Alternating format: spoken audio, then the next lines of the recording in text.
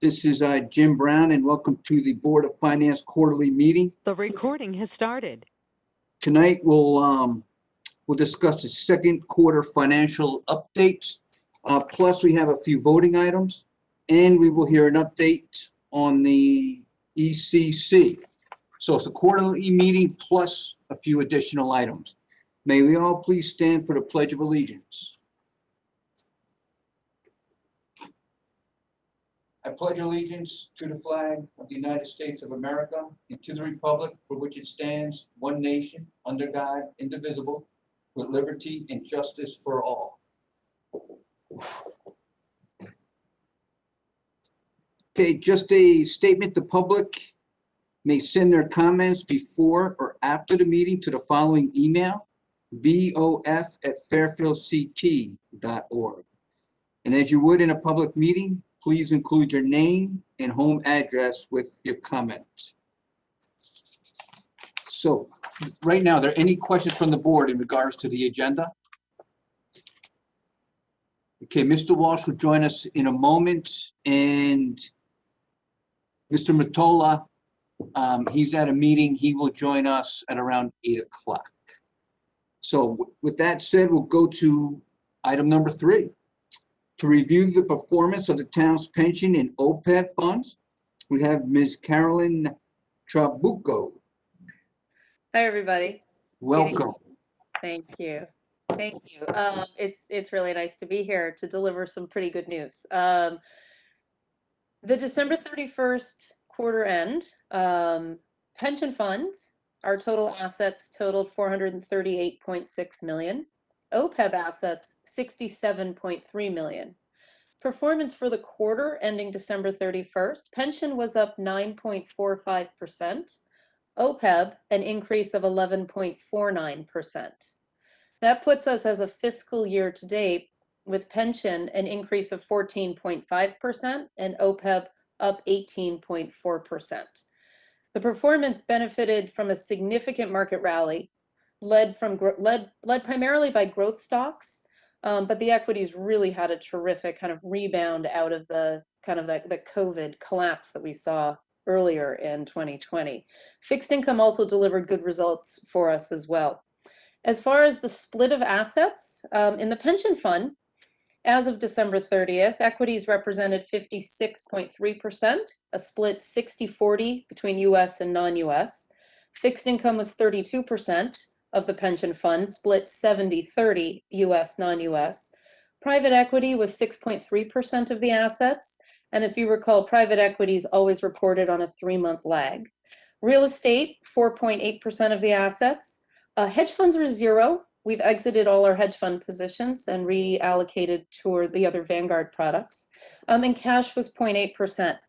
In OPEB, equities were 69.8%, split 60-40 US, non-US. Fixed income was 18.6% of the assets. Real estate, 7.8%, and cash, 3.7%. As a reminder, in the pension fund, we exited the hedge fund positions. Private equity, which is on the 3-month lag, was up 13% through the September quarter. We have every reason to believe the performance is tracking the rest of the equities, the publicly traded equities. Equities for the December quarter, again, really had a lights out period of time. One of the things we've talked about as a board, and you've mentioned here at the Board of Finance in the past, and that's the OPEB overweight toward equities relative to pension. The conversation around the board held with our OCIO Vanguard, we decided to leave that overweight in place. And the reason is because of the lower funded status, funded position of OPEB. The discount rate is something you're likely to ask about. I just want to be really clear with the discount rate. We did not change it in this January meeting that we had. Rather, we're going to dedicate our July meeting specifically to discuss the discount rate. We'd like to have our new actuary in place. We're in an RFP process to bring on a new actuary. We welcome you to join us. We welcome your input. We'd like to kind of come at it from a very kind of rigorous analytical perspective. And I anticipate that we will vote to lower the discount rate at that meeting in July. So stay tuned for July. Other than that, you know, it's been a nice time to be overseeing the pension funds. Yes, nice years, at least since March, right? At least since March. Since last March. Okay, thank you for the update. I want to turn it over to the board for any questions. It's a lot of information we get from Vanguard. Vanguard's been great. Guys, I have to say, it's been a great decision, I think, to move away from the consulting model to the OCIO model. Not only were we able to engineer cost out of the administration of the pension plans by moving into the Vanguard products, but their reach and their team in place to provide us market knowledge is really terrific, and it's helped us a lot. Was it are they the lead decision makers? No. What we should do? The pension board takes that lead on the advice of Vanguard. Mm-hmm. Right, we're co-fiduciaries. So the OCIO model is one where we become a co-fiduciary, but they do not act strictly on their own, right? It comes back to the pension board for discussion. So the decision to get out of the hedge funds completely, that's what I heard you say? Yeah. Yep. Is that a decision, did that have anything to do with Allianz, or was that a decision? You know, it had a lot to do with it becoming harder and harder to pick hedge funds, right? As far as which fund to choose to invest in. It's a cost issue, right? The hedge funds are a much higher cost investment vehicle versus, say, an index fund or something that Vanguard could offer.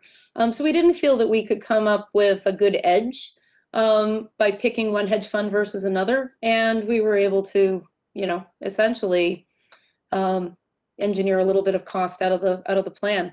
I don't think our performance has suffered. All right. Not at all. Doesn't look good. Okay. Just one last question from me is, they did some economic scenarios for 2021, and then they just have a page on equity markets 10-year return outlook. Is that something that your board discusses with them? We look at it, absolutely. They go through it. I would say that it's helpful when we're looking at, it was helpful when we were discussing, say, the mortality tables or talking about a discount rate, the long-term investment horizon for the funds we look at, but I don't think that anyone around our board has a crystal ball or a sense that they can accurately predict a 10-year forward market return number. It's just really, really helpful to have them with their scenario analysis to keep us focused on the long-term nature of the funds. Okay. All right, thank you. Ms. LeClaire.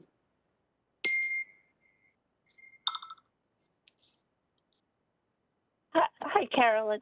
I just have a quick question. The town recently went through the VRIP process, and I was just wondering, does that have an effect on the average age of the pension plan participants and the way you do asset allocations, or it just wasn't significant enough to cause a change? So awesome question. Yeah, it should have. One would think, well, we should see numbers that would result in a slightly lower age of the current town employees, who participate in the pension plan. Of the retirees, we should see a change of that. I mean, there were 17 people who were in a small age group who kind of took advantage of the VRIP. It doesn't affect the asset allocation. The bigger issue I think that's going to affect the asset allocation discussion is the number of years remaining before the pension plan, which is closed to new participant, when the pension plan ends, when it fades, right? When the pension plan actually runs out. And that's 20 or so, 20, 21 years from now. And that's likely to have a bigger issue, a bigger weight, a bigger factor rather in the decision making around the asset allocation. Typically you would see a fund become less aggressive, a little more conservative with the asset allocation as it begins to sense kind of the end of the plan. We're not there yet. The next two meetings we have scheduled, as far as agenda items, will be to discuss the investment policy statement, which is something that's done annually. And I think that discussion will come about, how do we think about pension when it's likely to have about 20 years left. All right, thank you. Yeah. Thank you, Ms. Leclerc. Any further questions from any board member? I am seeing none. Okay. Thank you, Ms. Trabucco, for being here tonight. Have a great rest of the evening. Thanks, guys. Thanks. You too. Bye. Bye now. Okay, that's going to take us to item 4, 5, and 6. So we're going to vote on 3 bonding resolutions tonight. These are the bonding resolutions that the Board of Selectmen voted on. They are going to get to the others at their next meeting. Mr. Schmidt, when is the Board of Selectmen's next meeting? When they will vote on the rest of the bonding resolutions, including the Board of Eds? Their next meeting is the 22nd. Okay, so we will see the bonding resolutions that we had discussed 2 weeks ago on our March 2nd meeting. Correct.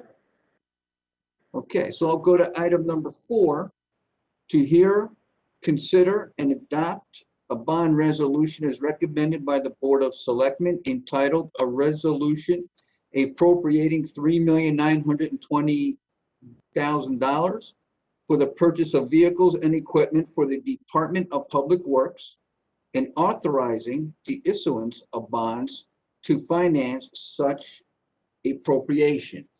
Can I have a motion to put this before us? Mr. DeWitt, seconded by Mr. Bateson. So this item is now before us. We have Mr. Marsilio with us, and we do have our bond attorney with us, Mr. Staffstrom. So thank you for being here again. You were with us a couple of weeks ago. Mr. Marsilio, is there anything you'd like to add that you did not add or discuss a couple of weeks ago?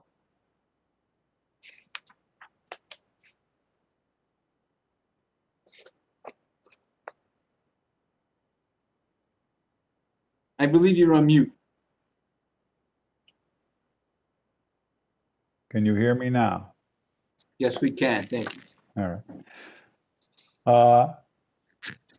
After our last discussion with the finance board, there was some requests for information and inventories, and we have assembled that information. Anyone who wants any of that, Jarrett has all of those schedules. You can ask him for them. He'll share them with you if he hasn't already. In the backup for this bond request, you will see the items that are designated as candidates for replacement.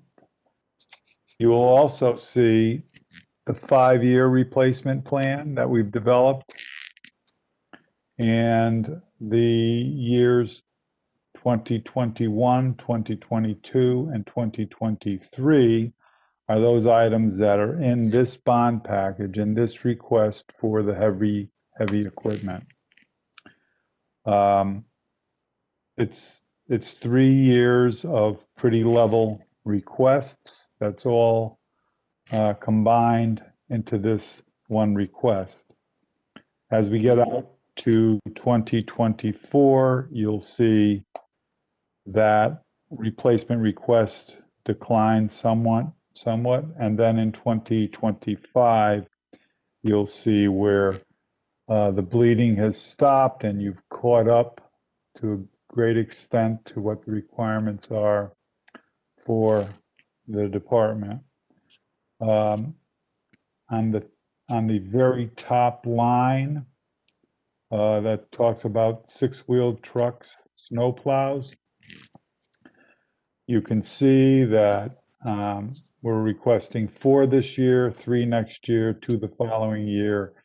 And from our calculations, if you replace 1 snow plow every year, from there on out, you'll be able to maintain a fleet that is reliable and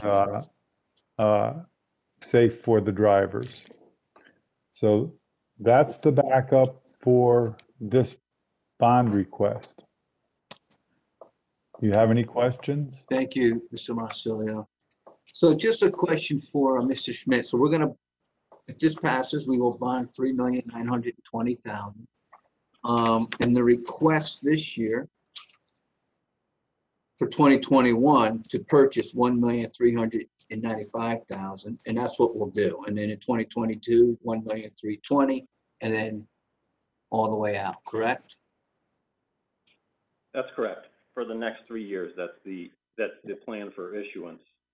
That Okay. This year, we would do $1,395,000. Next year, we would issue $1,320,000, and then $1,205,000. Okay. Just what is our interest rate right now?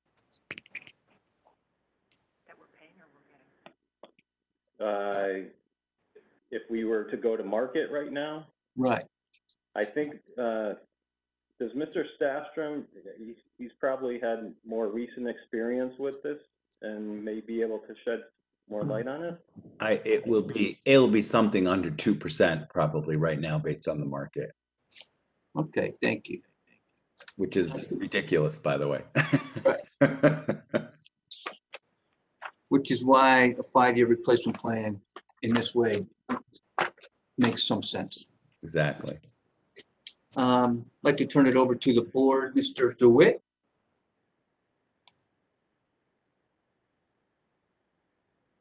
Thank you, Mr. Chairman, Chris DeWitt.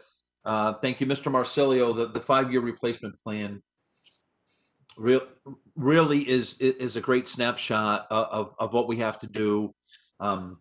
I love the burn down. I love what we're doing here with this, just under $4 million appropriation dispersed over these years. I wanted to follow up on your comment about your 2025, the 6-wheel trucks, that 220. So are you saying that the minimum we'll need every year, and I know 2026, something else is going to break, something's going to come in, but I think what you're saying with this list is the minimum we're ever going to need to put in this plan every year is $220,000 to replace these snow plows, and then whatever falls out after that from just another truck coming off longevity. Is that true? So what I'm saying, yes, it's in different words. 1 plow a year for the snow plow portion of the fleet, Right. will give you a sustainability, assuming there's no catastrophic breakdowns or accidents, will bring your fleet into the age group that you want to have it. But I guess what I'm saying is there's a whole bunch of categories here: the sweepers and bucket lift and loaders, blah blah blah. I think what you're saying by this list is that in the foreseeable future after that, our bucket lifts aren't going to go obsolete because are not going to age out, and our 10-wheel trucks aren't going to age out because we're replacing them in the next 3 fiscal years. So again, I guess the way I interpret this is we should never think it's ever going to be less than 220 because we got to do the snowplow, but it'll be 220 plus whatever's aging out in that particular year, and that might be 5 more years out. Correct? Correct. Okay, I like the plan a lot. It's done very well. It's just it gives all the data that we've been looking for, and I very much appreciate that. If I may, Mr. Chairman, I just had a question for bond counsel, and this might be just an administrative picky thing, but if you look at the bond resolution, as the chairman read it, I think he read it incorrectly. You know, this says the sum of $3,920,000. Sorry. That's okay. My dog's upstairs running around too, so don't worry about it. The bond says $3,920,000. I think it should say $3,920,000. No, I thought that's what I said. it is what you said, but that's not what's on the paper.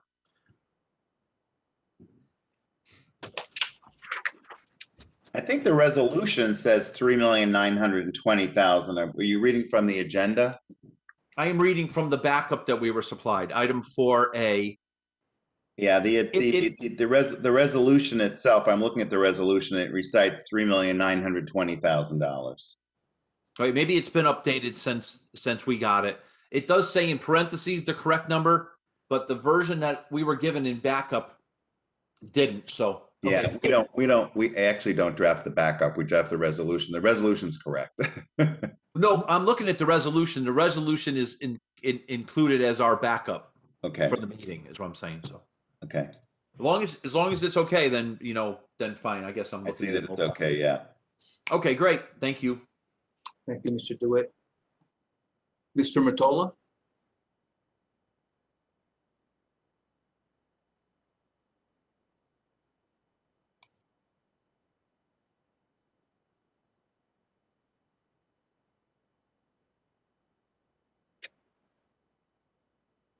I'm sorry, I was just saying I'm here at the meeting. Oh, okay. Thank you, Mr. Mottola. Nice seeing everyone. No questions then. Okay. Any further questions from any board members? Mr. Walsh?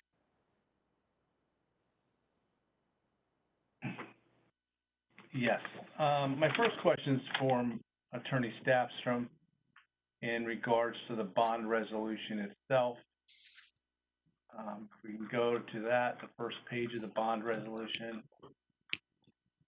You know what, Jim, if I could interrupt, I should go back to the previous question because I see where the word thousand is missing after 3,920,000. It should say 3,920,000. The parentheses is right, the verbiage is wrong, so we will correct that. Right. Was this voted on by the Board of Selectmen? Does it need to go back for that issue? No, it's a technical issue. Okay. All right. While we're still on paragraph 1, Attorney Staffstrom, the description of what the money can be used for seems to be quite broad. And I believe, as a Board of Finance member, and I thought our discussion amongst our entire board was that would be quite limited in regards to vehicles that were over $100,000 that were included in the plan. So can the resolution be refined to specific, because under the way it's written, they could buy a couple $100,000 of pickup trucks if they wanted to. And that's not really where I'm coming from. I'm looking to catch up on large equipment. And that's what it was sold. And the materials in our package, specifically Mr. Marsilio's write-up, the 14-point write-ups, definitely covers what he's planning on doing with the money. But it seems to me it should be more limiting. And I'm questioning why it was written so broadly to be purchased vehicles and equipment. I think the way we drafted is the language that was suggested to us. It's certainly up to the board whether that language needs to be more narrow. I would actually sort of defer to Jared and Mr. Marsilio to discuss whether that can be limited. Maybe it's limited to, I have to refer that back to them. This was the language that was suggested to us. We covered a broad enough category of public facilities vehicles that you're replacing. I would say that if you take the language of the resolution together with the backup information that makes it clear as to what the intention is here. Because it has specific vehicles that are mentioned within the backup. Is that true, Mr. Staffstrom, legally? Or could they use it to buy a pickup truck if approved with the language that's there right now? Well, what we And that's just, I'm typically just do, asking for your legal opinion now. yeah, what we typically do is we do typically look back at what the backup is. But honestly, technically, the resolution says that they could use it to buy equipment for the Department of Public Works. You know, but I do have to say that in the spirit of way the town normally operates, people do normally look to the backup as to what the board's approved.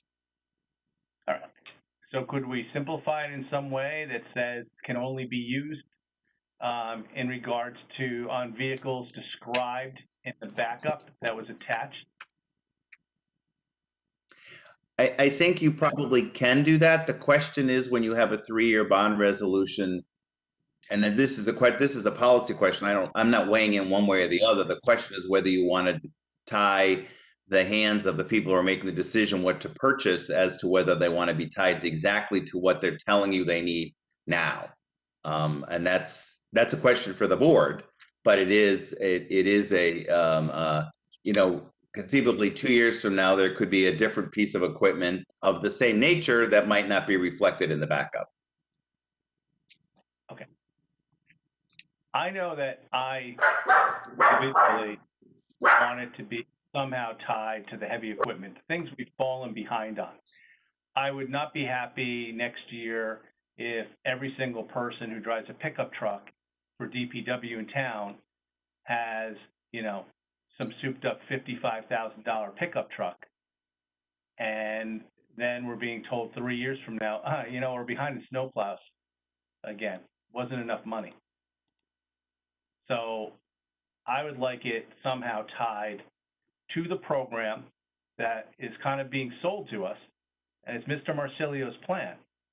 So I have no problem with his plan. I'm on board with his plan, but I just want to make sure the money is going for the plan and not anything else.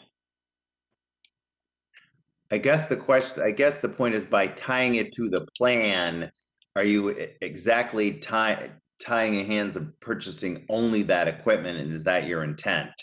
Because if you tie it exactly to the plan, you might tie it exactly what's there now, whereas I think the spirit of the discussion at the last Board of Finance meeting was to do a 3-year bond issue to give some flexibility to buy things as they're needed and more quickly if there's cheaper than they might otherwise be, and have a full replacement plan. So I just question whether you might be tying their hands too much.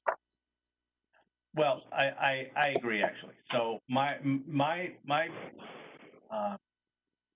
So, Mr. Walsh, desire is not to tie it exactly like they have to buy just as his plan. Those large the ones that he has listed on what he's going to buy every year.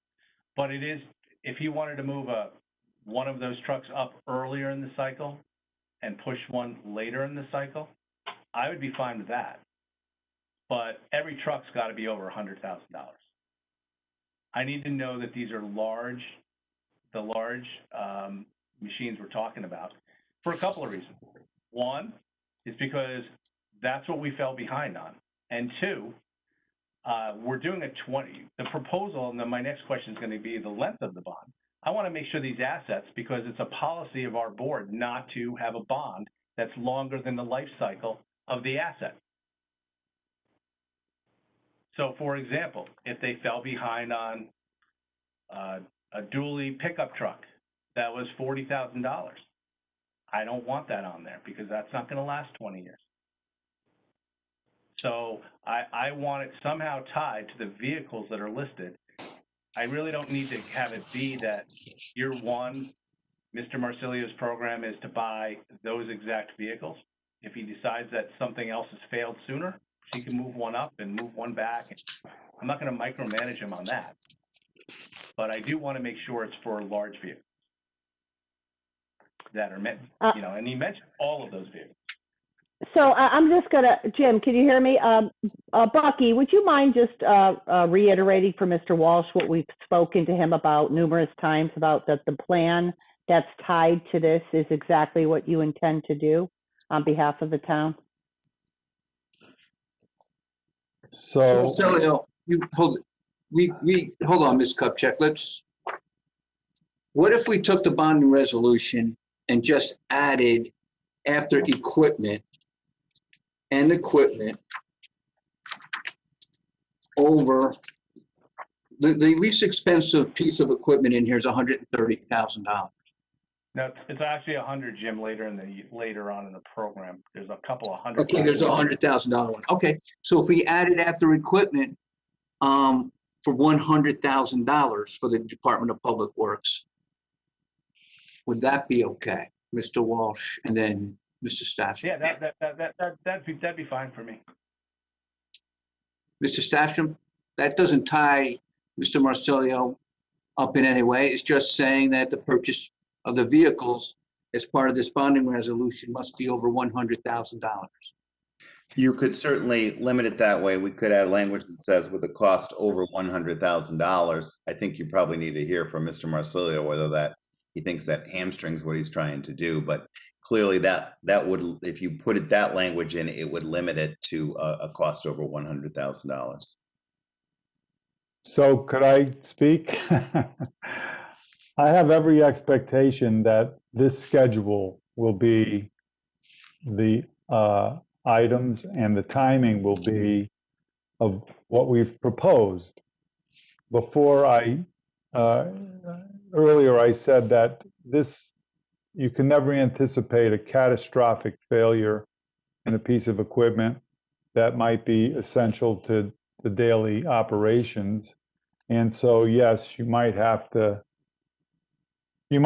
juggle the timing of some of these items, but I have every expectation that this is what we will be purchasing, and this will be the time frame we'll be purchasing these items. Beyond that, we have an operating budget request of almost $400,000 for those items that you referred to, Jim. And that's where we'll be replenishing those items that we've divided them now into two categories. These items are called heavy equipment, and the items that are in the operating budget we've labeled as service equipment. Right. And we have done 15-year plans on both of these schedules, one heavy, one service.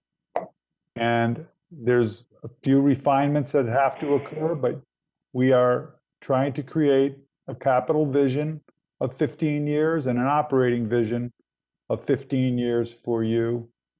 And I'm very close to being ready to share all of that with you. So, Mr. Marsilio, we have no doubt that this is 100% your intent and you would follow through. What we don't know is where you'll be or anyone else will be 2 years from now. And that's why we want to, we make these bond resolutions because it's happened. We've done this. And we want to make sure that what we vote for, whether 5 of us are new 2 years from now, we have a new DPW superintendent or whatever, that the spirit of this bonding resolution lives on. That's all. That's your prerogative. Just, okay. Before I go, Mr. Walsh, did you have, Mr. DeWitt, I'll come to you, but Mr. Walsh, did you have any follow-up? No, other than I agree with the language that you suggested about amending it to be for only to be spent on individual vehicles that are $100,000 or more. Mr. Brown, could I just ask one question of Mr. Marsilio? Because if you're limiting it to 100 and there are a couple of equipment that is on the list at 100, I'd hate for the town to be able to buy something for 90 that's on the list for 100 now and not be able to do that. So I just would, I don't actually know where the cost estimates came from. but it might be good to hear that, because certainly if perchance the town could get them for in the vicinity of 100 but less than 100, I wouldn't want the town to be prohibited from purchasing that equipment. So generally, we, as I said in the past, these items are purchased off the State of Connecticut Department of Administrative Services procurement plan. So those items that are $100,000 are 3 years from now. Quite frankly, it's an adjusted estimate of where they'll be in 3 years, and the second one's in 5 years, but that's not part of this budget, this 3-year budget plan that we're considering. So I don't know what to say about that. That's approximately where the costs will be. I don't know what else to say. Does 90,000 give you more flexibility in case you get it cheaper than 100, but not too much cheaper than 100? I'm just trying to be practical here. Well, you know, it could be 90,000. It's a major piece of equipment. These chippers, and quite frankly, you know, the chippers could be in need this spring. We could have catastrophic failures with chippers if there were another hurricane or another wind event. I don't know how you want to handle that. I've just developed this plan, and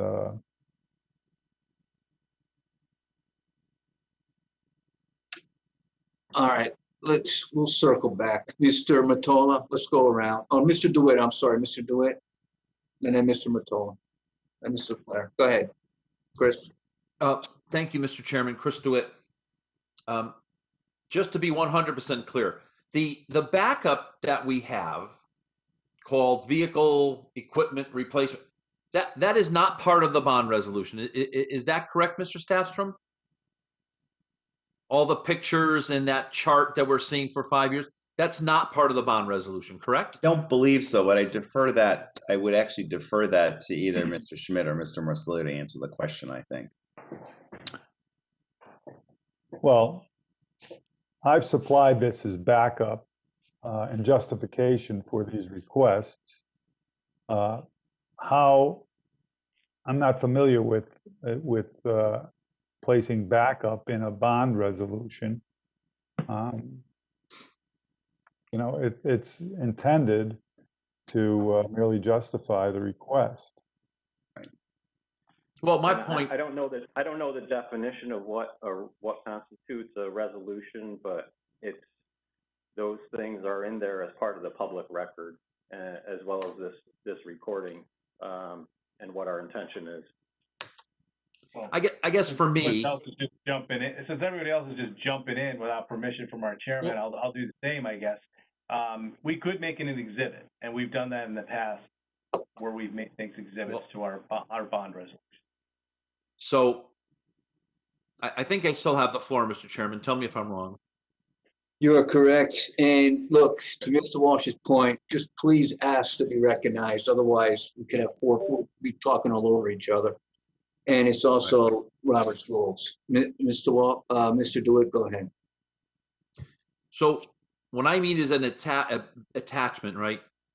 10 years from now, 5 years from now, 2 days from now, you print the bond resolution, and this data is part of the resolution. That's what I'm saying.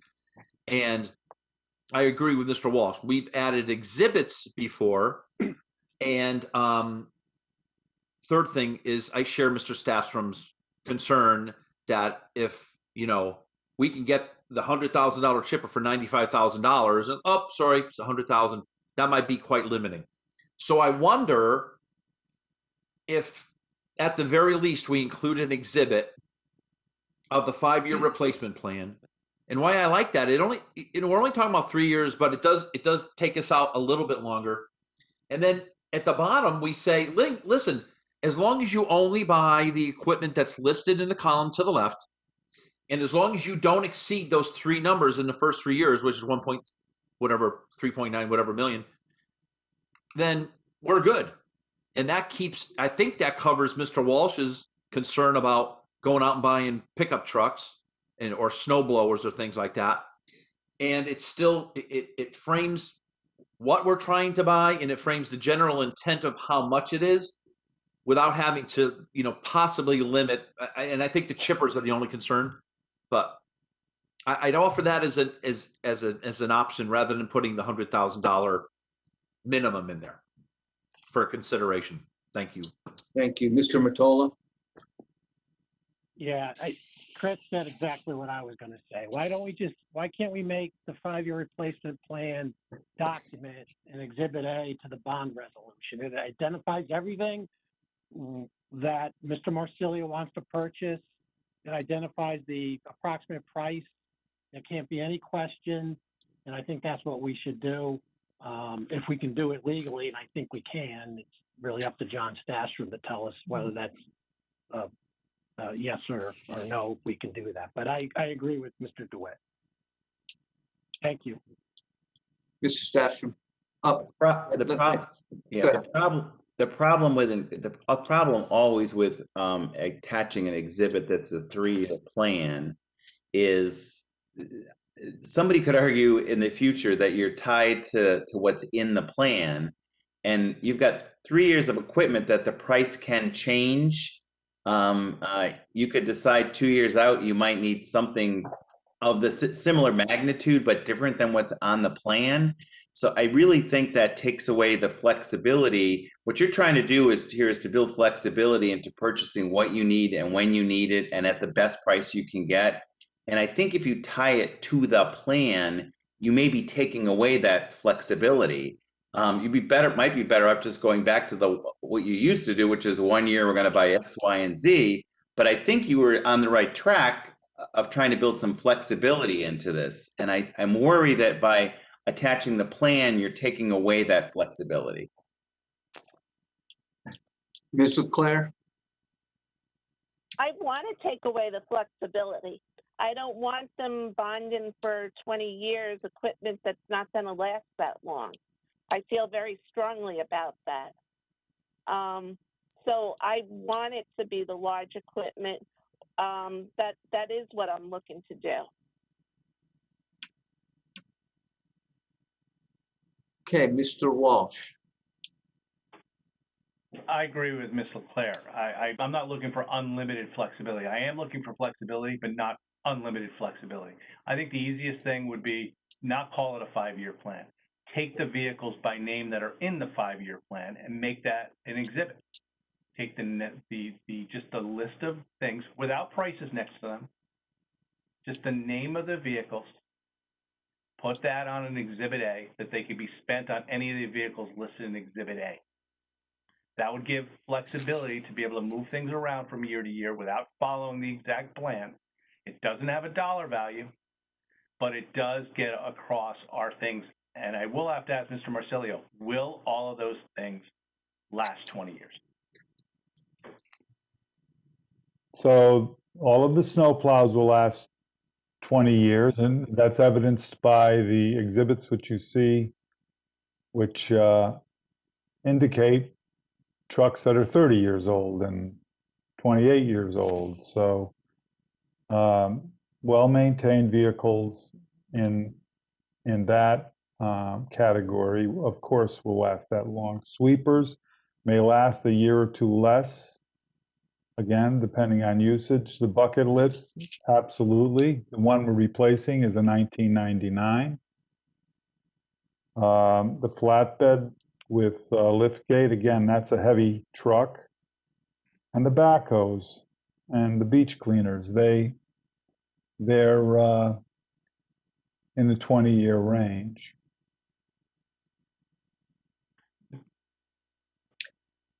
Mr. Walsh? Mr. Marsilio, did you say at the last meeting, I thought you did, that whatever these big dump trucks we use for plowing, that we're going to be putting certain devices on the back of them that are interchangeable, and that it would actually make the trucks last less than 20 years? I thought you said that, but maybe I'm wrong. No, we're still in discussions about that, whether the snow plows will be dedicated dump bodies or they'll be what we call hook lift trucks, which, yeah, which have interchangeable bodies on them. The truck is the truck. The frame, the engine, the transmission, the rear end is what we're talking about here. As a matter of fact, many, many times it's happened where in other capital plans, which had different criteria than what we're doing here, where we would capitalize a new dump body for a truck. We've done it quite a few times to double the life of a truck. And we've also done it on the operating budget also to fund those improvements to a vehicle to extend its useful life. Will the chipper last 20 years? I didn't hear you mention that as part of the vehicle. Well, the chippers, yeah, I mean, we have chippers there that are 30 years old that are still down there. All right. So based on what you said, it's going to take away a whole line of questioning on years. So I think my personal view is that we should put a list of this equipment together, attach it as a Schedule A. It all seems to meet 20-year bonding, and it would give them the flexibility to purchase it as needed whenever they needed it, as long as it meets the qualification that's on that list. Thank you. So Exhibit A is the 5-year replacement plan document sheet. There's an actual sheet that says 5-year replacement plan, and it lists all the vehicles. Mm-hmm.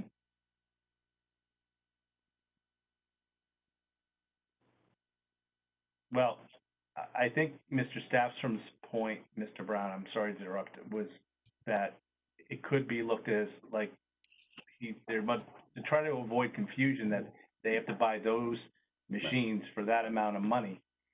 It might be easier to create our own Schedule A, just listing the type of vehicle that's on that list, since they're all 20-year equipment or greater, and not have dollars next to it. So if he can buy it for $90,000 or $80,000 a chipper or something, then there's no limitation on it. It would just, as long as he bought that equipment whenever he so chose up to that amount.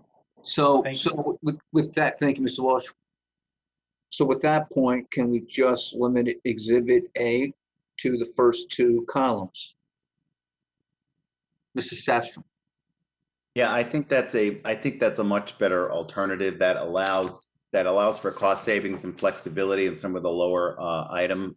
So I think that if you want to make sure that this is the equipment that's being purchased, I think the better way to do is just put the listing of the equipment. And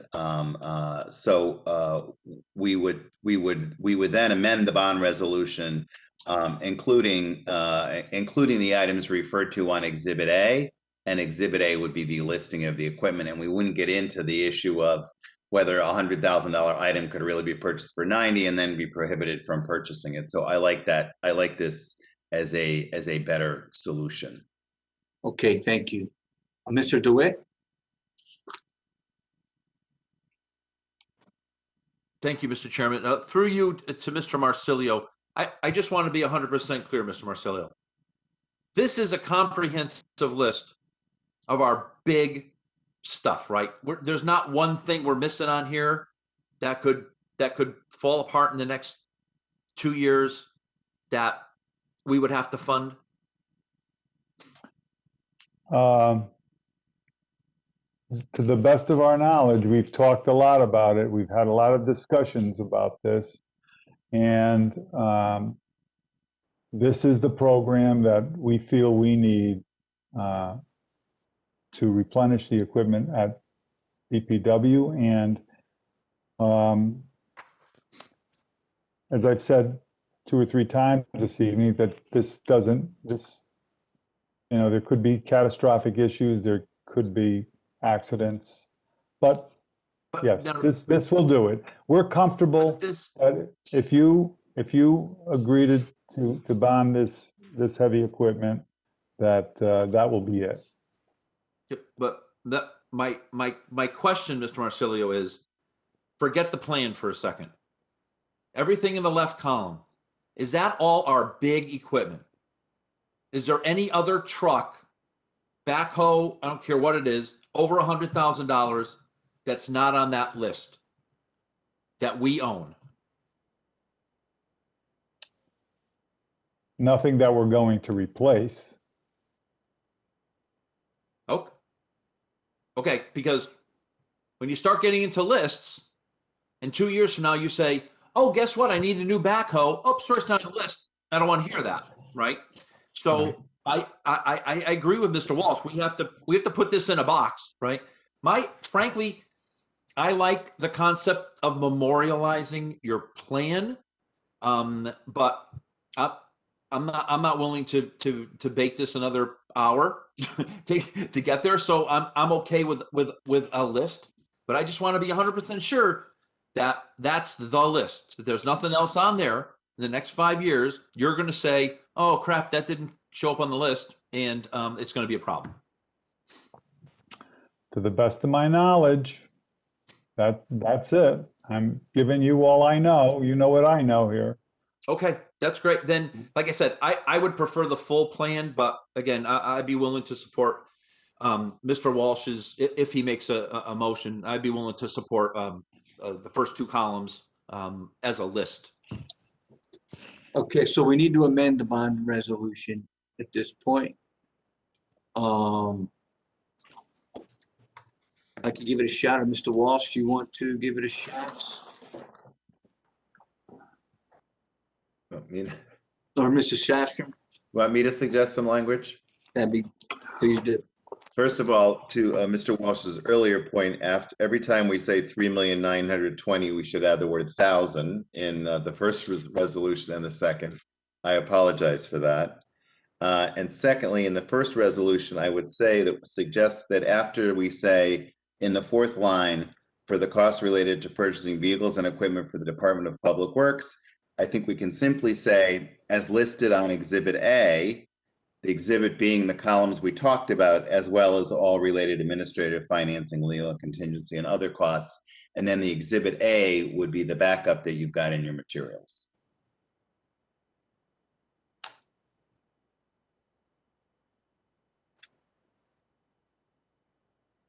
Obviously not with the cost numbers listed because we don't want to have to tie people into that, but the equipment would be on that list. Right. So as listed in Exhibit A, I was just going to say first two columns. I think we'll create the exhibit so it just has the first two columns. So we don't need to actually put that in the resolution. Okay. And obviously, we'll run the resolution. We can run the resolution back by you afterwards, but that's what we'll do. All right. So as listed in Exhibit A, and then what else needs to be said after that? Just as well as all related administrative, financing, the rest of that. So in other words, we're taking out the words, including but not limited to various roadway, beach, and fleet maintenance equipment, and replacing that as just with the words as listed on Exhibit A. And the understanding that that exhibit is going to be the first two columns of the plan, as Mr. Walsh suggested. Okay, so take out, including but not limited to various roadway, beach, and fleet maintenance equipment. Right. As well as related, and then keep the rest in. Yes, exactly. And obviously also make the change where we add the word thousand in section 1 and section 2.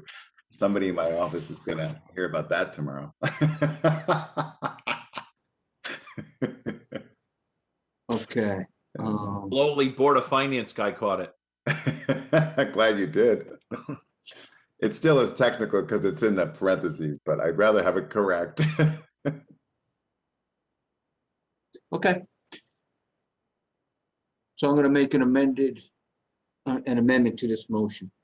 So resolved as recommended by the Board of Finance and the Board of Selectmen, the town of Fairfield hereby appropriates the sum of $3,920,000 for costs related to purchasing vehicles and equipment for the Department of Public Works as listed in Exhibit A and on related administrative, financing, legal, contingency, and other soft costs of the project. I'll second it. Seconded by Mr. DeWitt. Okay, this amendment is now before us.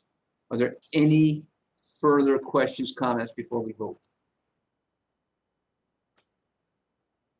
Okay, all those in favor of the amended motion, say aye. Aye. Aye. Any opposed? Okay, it's unanimous. Okay, thank you. Mrs. Sashram, I'm glad you're here tonight. All right, good discussion. So now, Sometimes it's good.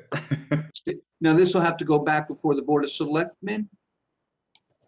No, I don't think it needs to go back to the Board of Selectmen because the intention of the Board of Selectmen was to finance those projects. So I don't think it needs to go back to the Board of Selectmen. I hope the select woman doesn't, I hope the first select woman doesn't disagree with me, but I think it can go on to the RTM because that was the intent of the board. Yeah, I don't think Mrs. Kupchak would disagree. Ms. Kupchak? Anything to expedite the process is welcomed. Okay, you have your answer. Okay, going to item number 5. To hear, consider, Jim, We didn't vote the resolution. right, we need to we vote. voted for the amendment. Yeah. So I have to read this again? No, you don't need to read it again. I think we know what's I was gonna say, before us. I can waive the reading if you like. Yeah, I'd like to waive the reading. Okay, so all those in favor of the motion, say aye. Aye. Aye. All those opposed? It's unanimous. Okay, thank you, Mr. Basin. Okay, item number 5. To hear, consider, and adopt a bond resolution as recommended by the Board of Selectmen entitled a resolution appropriating $1 million for costs related to road paving and authorizing the issuance of bonds to finance such appropriation.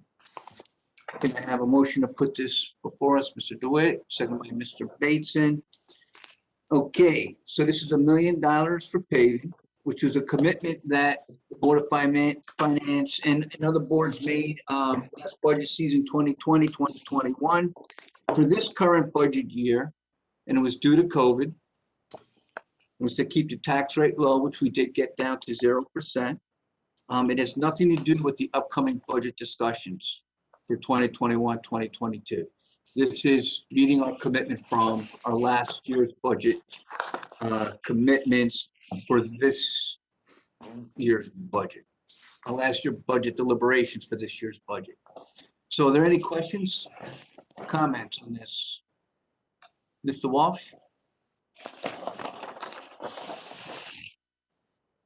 My only issue with the bond resolution is that it's for 20 years, and we previously did these roads last about 15 years. And I'm questioning why we're doing it over 20 years when it's really a 15-year asset. And that's my only, I mean, I support the $1 million for the bonding. We did make a commitment to it, and I want to honor that commitment, but I also want to follow our policy of having the length of bond meet the length of the asset. So, and that's it. I mean, I know there's some roads where we could tear the whole thing up, and then maybe it will last 20 years. And there's also, as Mr. Marsilio said, some other treatments we might do that might last less than 20 years. And I just think that we should change to a 15-year bond. And I'd be interested to hearing from the rest of our body about what other people's thoughts are on that. Okay, thank you, Mr. Walsh. First, Mr. Marcillo, do you have any comments, thoughts on that?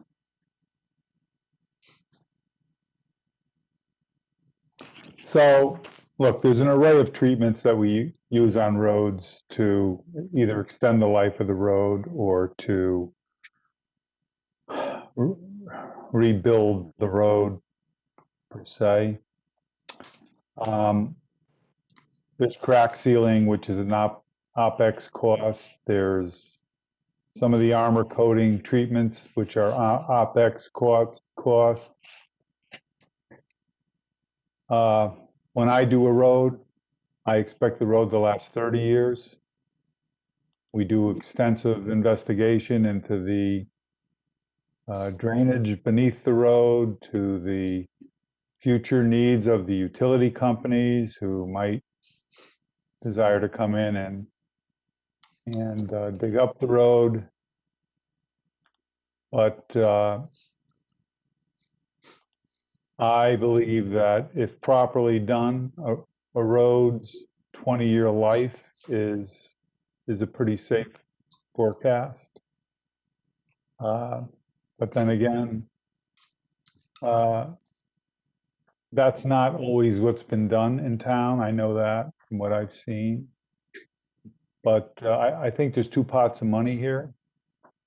There's a significant amount of money in your operating budget, and that money should be dedicated to doing those treatments to roads that extend the life of the road. And then there's what I believe is more extensive work that will create a road that will last 20 years or more.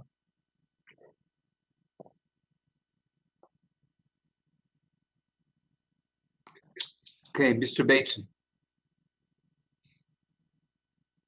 Yeah, thanks, Jim. I guess what's unfamiliar to me is I think I've been introduced to a new concept here of the two pots of money, the two. In previous years, we've just been discussing paving. Now I have what Bucky's referring to as, it looks like a complete overhaul of a street. And that looks like what he's referring to as the 30-year. But in this $1 million, I'd like to see some flexibility, a little bit more. That I mean, to go to Walsh's point, I would entertain going to 15 years so I could get the biggest bang for my buck and see that spread around on the roads as much as it can be to improve the roads. But I don't want to limit Bucky in what he wants to do if there's plans on the deck to totally rehab a road, and that's what he's thinking. But I see where Jim's going, and I don't know. I'm struggling with this new concept of two pots of money for roads, and I don't know. I'd like to go to 15 years and see that money dedicated to all roads, any type of repair to keep them in good shape. That's just where I am right now. Thanks. Okay, thank you. Other board members? Mr. DeWitt? Just to address Mr. Bateson's question, and Mr. Marsilio, tell me if I'm right or wrong. You know, we haven't bonded paving since 2011, I think, 2010. I think there's always been two pots of money. There's been the go hire somebody to go pave a whole road, and then there's been the, you know, we're going to do the chip seal or whatever. And we didn't have to worry about that when it was in the operating budget, which is one of the reasons we put in the operating budget, that we'd have to worry about chip seal versus full blah, blah, blah, 20 years versus 15 years. So here we are bonding one more time. I mean, I'm agnostic here. If you go 15, 20, I mean, I'm good either way. But I think that's where Mr. Marsilio is going. There's always been two pots of money, but for the last almost 10 years, we haven't had to worry about it because it's been in the operating budget, right? Yeah, you've always had a line that said paving. I'm not absolutely sure how that's been spent. I do know, and I'm aware of some of the operations to resurface roads and to crack seal roads. They're not going to give you a 15-year road. They're not going to give you anywhere near that. As a matter of fact, they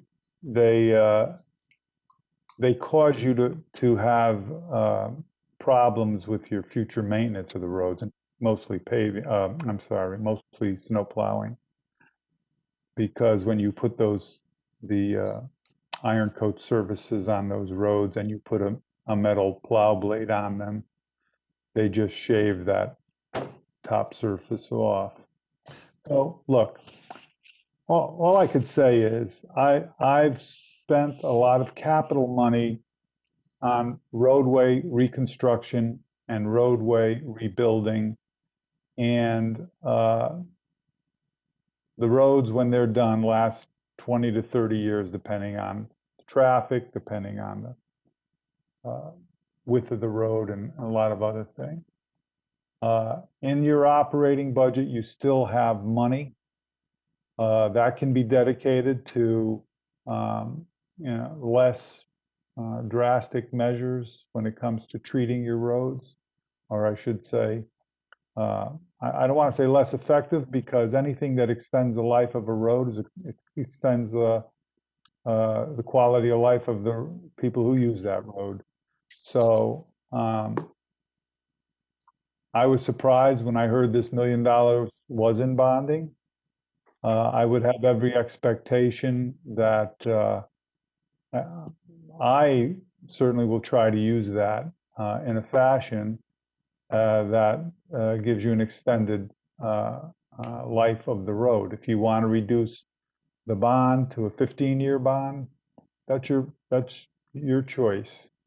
I'm really comfortable that how I'm going to spend this money will give you 15 years of life out of it. But I don't have much more to say than that. All right, thank you, Mr. Marcelo. Right. Whether we go 15, 20, doesn't matter to you, as long as you get the money. So it's up to the board on how we want to proceed. Do we want to change it to 15? I just like to take a sense of the body, or before we go through, we don't need to talk through this any longer. Do we want to go Mr. Walsh, you want to make a motion to take the bond to 15 years? Yeah, I'm going to make a motion to change the bond length in paragraph 6 of the bond resolution to 15 years from 20. Thank you. May I have a second? Mr. Bateson seconds it. Any discussion on the board? Okay, all those in favor of Mr. Walsh's motion say aye. Aye. Aye. Any opposed? Okay, it's unanimous. So we're going to vote on this bond as a 15-year bonding resolution. Are there any further comments? Okay, let me read paragraph 1. Resolved as recommended by the Board of Finance and the Board of Selectmen, the Town of Fairfield hereby appropriates the sum of $1 million for costs related to paving of town roads, inclusive of design, materials, and oversight, as well as all related administrative, financing, legal, contingency, and other soft costs. All those in favor, say aye. Aye. Opposed? Okay, it passes unanimous. Thank you, Mr. Marcelo. Mr. Chairman, Yes, sir. excuse me, are there any other items for me on this agenda? There are not that I can say. Well, We thank have you your very home much. number, but Thank you very much. all right, have a good night. Thank you. Mr. Walsh, you have a question before he goes? No, I was just thanking him. All right, thank you very much. Thank you for your time. Have a good night. You too. Item number 6. To hear, consider, and adopt a bond resolution as recommended by the Board of Selectmen entitled A Resolution Appropriating $150,000 for the cost of certain non-recurring capital projects and authorizing the issuance of bonds to finance such appropriation. Can I have a motion to put this before us? Mr. DeWitt, seconded by Ms. Charlton. Okay, this is now before us. Mr. Calabrese was here. And we discussed this a couple, there he is, Anthony. We're a little earlier tonight for you. So this was discussed a couple of weeks ago. Questions, comments from the board? Mr. Bateson. Yeah, thanks, Jim. Sorry I missed the last discussion on this. My only concern is maybe it was addressed at the last meeting is why are we bonding this as opposed to putting it in the operating budget? Well, yeah, I did address this last meeting, and I'll address it again tonight. Typically, anything over $100,000 has been policy to put into bonding. Okay, just for my brethren on the Board of Finance, I recall a couple of years ago we did, I don't know, maybe you discussed this too, when we did the strategic planning committee, when Tetro brought that up, I know we had discussed how we were going to finance it, and he wound up financing that through his first selectman's office budget, I believe. I can't recall exactly how, but I know we didn't bond it. My only concern on something like this, if we give this to Anthony, do I then have, the master plan, planning and zoning? Am I going to bond that? Conservation plan, am I going to bond that? I just think if we come out and do this, that we open up the door of other plans that how are we going to say no to the method of bonding it? I mean, if we broke this up into two pieces, 75 in each year, and put it in the operating budget, I don't know. I'm just throwing that out there for the others to consider. I get it that there's a long-term value to this. It is over 100,000, but I just think we open the door for bonding these things, and they're intangibles, and sometimes that causes me concern. That's all I have right now. Thank you, Mr. Basin. Mr. Walsh? I agree with Mr. Basin. And it's funny, I had the same note about the strategic plan that we did not bond for the strategic plan. The only plans we've really bonded have been for like school plans where we know we're going to be doing a school plan, and we're bonding the whole thing because we can kind of get reimbursement on that, and so I understand that. I don't want to get into bonding for every time we have a plan. It's just not, I just don't think that's what we should be doing. And I understand, and I support Mr. Calabrese on needing to have this done. So it's not about whether it should be done, it's how it should be financed. And I more agree with, if we should break it down between 2 years, I'd be even, we're going to be getting to the quarterly soon, but it looks like we're going to have a pretty nice surplus, even paying for some of it out of the surplus at the end of the year or something like that. But I just don't want to be paying for this thing for 10 years and paying interest on it and whatever. It's not a lot of money, and I think we get it done even if it's the end of this year and beginning of next year. I just don't feel like we should bond it. But I support having the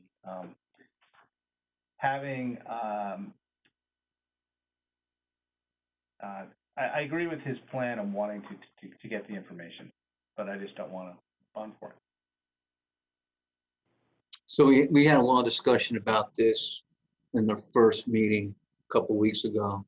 And one of the concerns is that it gets reduced, it gets cut. It's got to go through 3 boards.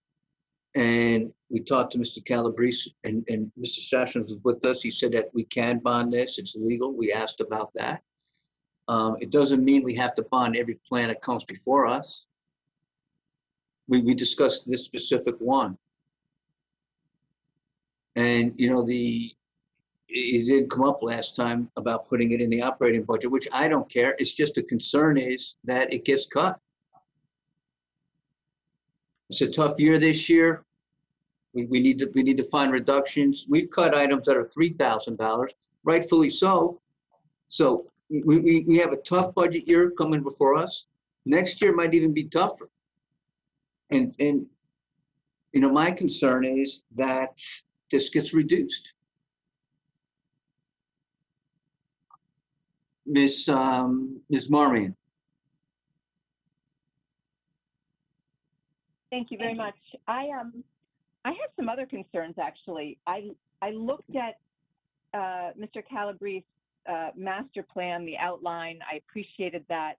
And I also appreciated that he sent us the Darien, the town of Darien plan that had been done by an organization that he may look at using for this master plan. And I was confused because when I read the Darien plan and I read what Mr. Calabrese wanted to do, I was thinking of this as more of a strategic plan, a strategic master plan. And what it looks like is really an audit of our town facilities in terms of, you know, where are they? Are they, you know, do we need to make improvements to them? You know, ADA, accessibility, et cetera. And then also looking at what people in the town want.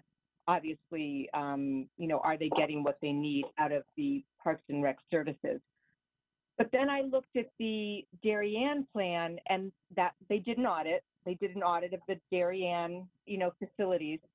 But then their recommendations, their goals, and their action plan was very template. It was very, I'm going to say it was not strategic. It was something that I almost feel like they could, you know, interchangeably give different towns. And I was concerned with that because 150,000, we're talking about the cost here.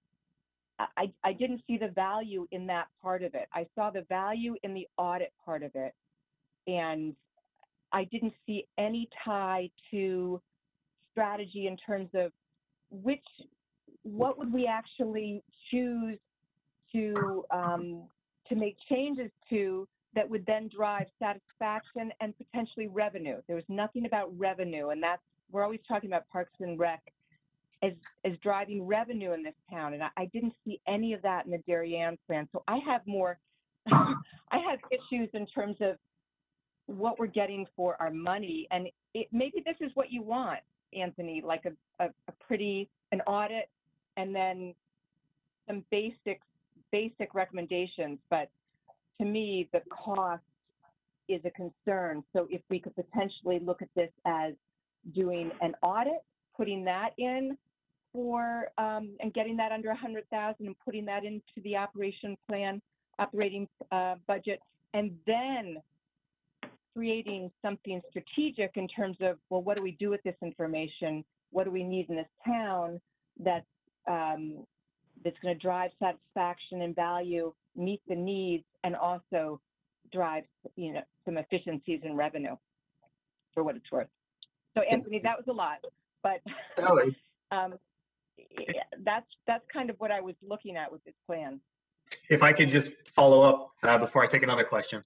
I would agree with your assessment that the Darien plan that they currently have is a master plan. It's not a strategic plan. And I think what I'm looking for is a company that's going to come in, and Weston & Sampson is the company they use, and that was the company that I did receive a quote for, but they quoted based on what I'm asking for. So what I'd like them to do is basically come in, do a facility audit like you saw, recommend to us what those changes need to be, where we need to increase our ADA compatibility, compliance, where we can expand upon different facilities. Now, I don't know if any of you listened to the Board of Selectmen meeting, but when I was presenting there, Mr. Flint had mentioned that he'd really like to see them try to hone in on the capital side of things and where we need to do the enhancements, so we can get that list together and they can put that as part of our strategic plan to say, okay, you know what, essentially we've got these 15 facilities that need updates. This is the order you should do them in. And then I could put that on the waterfall chart.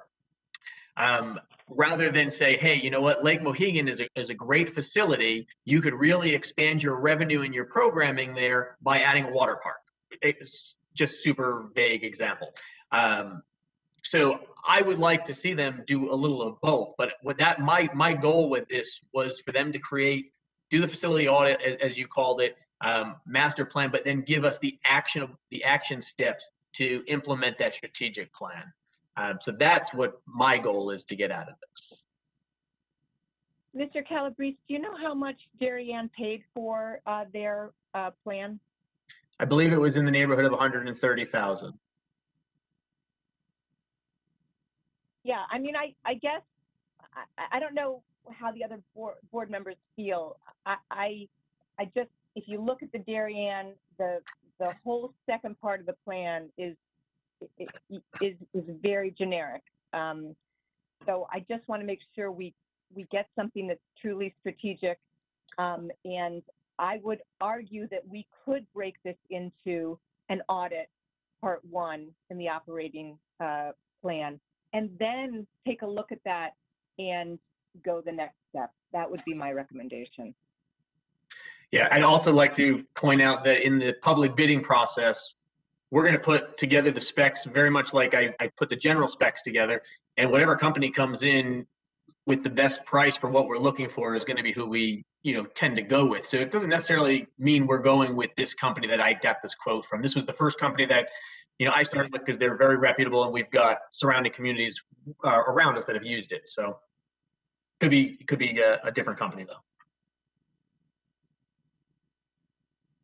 Thank you. My only follow-up to that is you have a lot about cost, but we need also to talk about revenue. Like what, that's kind of a missing chunk here. I understand it's more of an audit right now, but anyway, thank you. Mr. DeWitt? Thank you, Ms. Marmion. Mr. DeWitt? Thank you, Mr. Chairman. Chris DeWitt. This board and me being chief among board members who ask for plans constantly from our town leaders, right? Need to support them. Anthony, we've been asking for a plan. We got a plan. Mr. Staffstrom was saying today, if we bonded this, we get it for 1.9%. I think he said just under 2.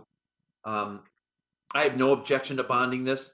I think if we're asking for all these plans, then we've got to be able to give our town leaders some guarantee that they're not going to get cut through the process. So I understand the bonding issues that Mr. Bateson brought up, but I'm going to support this as a bond resolution so we can support another master plan, another plan that we've asked for. Thank you. Thank you, Mr. DeWitt. Mr. Mottola?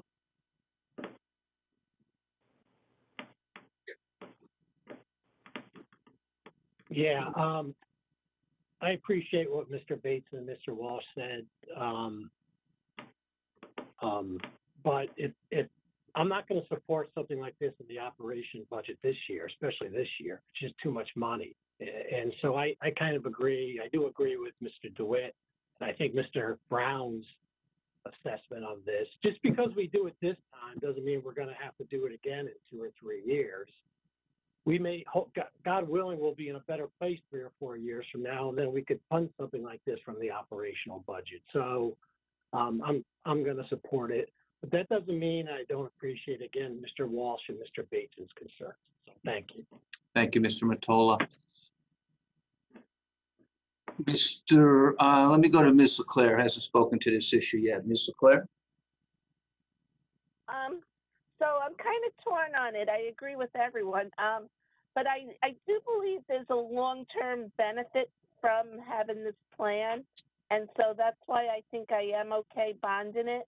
That I'm hoping it's going to give us an outline of where we want to go with our parks and facilities and be the basic part of what we're going to invest in the future. Thank you, Ms. LeClaire. Mr. Walsh? Anthony, do you know how Darien paid for this?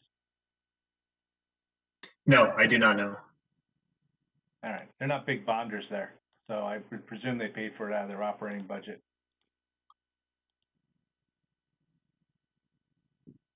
That it, And Mr. Walsh? just, Did you have a further- I just want to let you know, Anthony, I have to vote against this because of the financing part of it, but I do support you getting this thing done, but I just can't support it with it being a bond.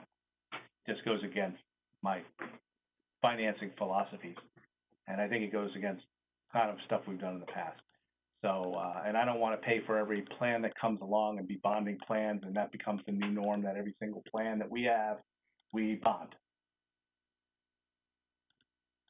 So I will be voting against all plans that come before us unless it's really tied to a school building that we will get reimbursed on at some percentage. But I appreciate your plan though, and what you want to do. So I just want to let you know that. And Mr. Walsh. Ms. Charlton? Thank you. I'll be quick. I just wanted to say I agree with what Mr. Walsh said. I support the plan. I think our parks, our recreational facilities are, one of the greatest assets that our town has, and maintaining them, maximizing the value, looking at them strategically is incredibly important. And I'm kind of bothered by this idea that, well, we can't afford to put it in the operating budget, so we'll bond it. I'd be in favor of putting it in the operating budget. I don't think bonding things as an answer to things we can't afford or think we can't afford is the right thing to do. So I would, I'd be supportive of putting it in the operating budget. And I think if there's a case for it, then we should, we make the case for it and we pay for it. But I do tend to think that this is not something that's appropriate to bond. Thank you. Thank you, Ms. Charlton. Hey, Mr. Calabrese, a question. When were you going to start this project, the bidding process? As soon as this would get approved, we would put it out to bid. So probably start the entire process with the selected firm in the summer. Okay, so it's going to be tough to bid if you don't have the money. That's correct. Okay, so putting $75,000 in year one and year two, over the course of 2 years, right? $150,000 over the course of 2 years. Would that work for you? I'd have to talk to the purchasing department to see if they could word an RFP that way. Most places that, as long as the funding is approved, you can typically get places to bid. If there's funding that's not approved, again, this would be half approved. I don't know if we'd get the same kind of results that we would get with having the full funding, which is typically why we go for the funding first. See, thank you. The way I look at this is it's tied to a project, to the Park and Rec. So we have our different views on this. Obviously, we're going to vote. I don't know if it's going to pass, but I'm going to support it. Are there any other questions, comments? Mr. Walsh? Is this is this the total limit of the town's non-recurring bonding? Because that's the way it looks right now. It is not. It's what the Board of Selectmen has voted on in their last meeting. They will be voting on other items, I believe February 22nd is what Mr. Schmidt said. They're going to be voting on the items that we reviewed 2 weeks ago. These are the three that made it through the Board of Selectmen on their last meeting. Okay.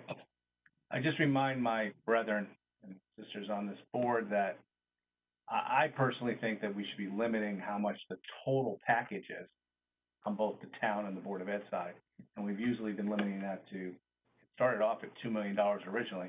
We built it up to $3 million most recently. And I don't think we should really be going much above that. That's my own personal thought. Yeah, I agree, Mr. Washington, but I'd say that I think what we found is that we have some items on the town side, especially that we need to catch up on. We had discussed that too.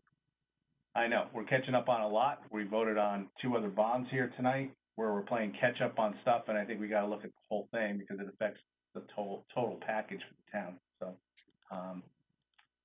what I'm trying to get away from is, we've approved $3.9 million tonight for this package of catch up on public works, and we've done paving, which was for last year, so I won't count that as for this coming year. So that was for last year, but I think we got to look at it kind of as a whole.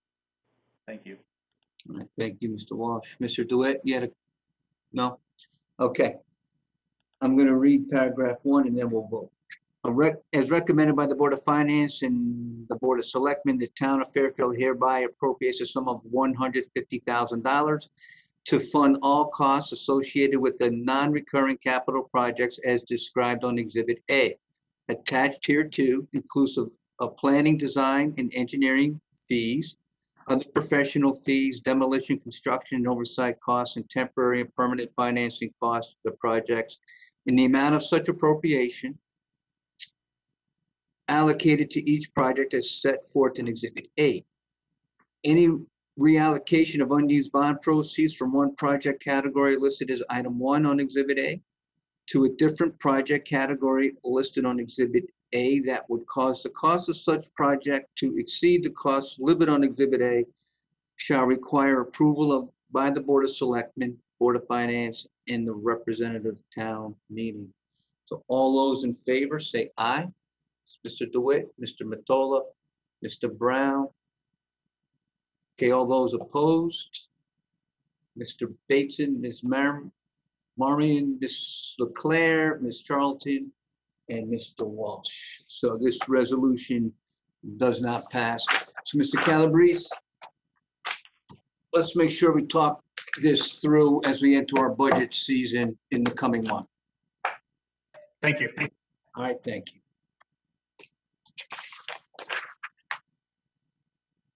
Okay, brings us to item number 7. It's actually what's normally part of our quarterly financial update to review the Board of Ed fiscal year 21 second quarter financial updates. We have Mr. Brown, I'm gonna leave you, I believe. Yes, thank you for being here. Appreciate your time. Good night, folks. Good night.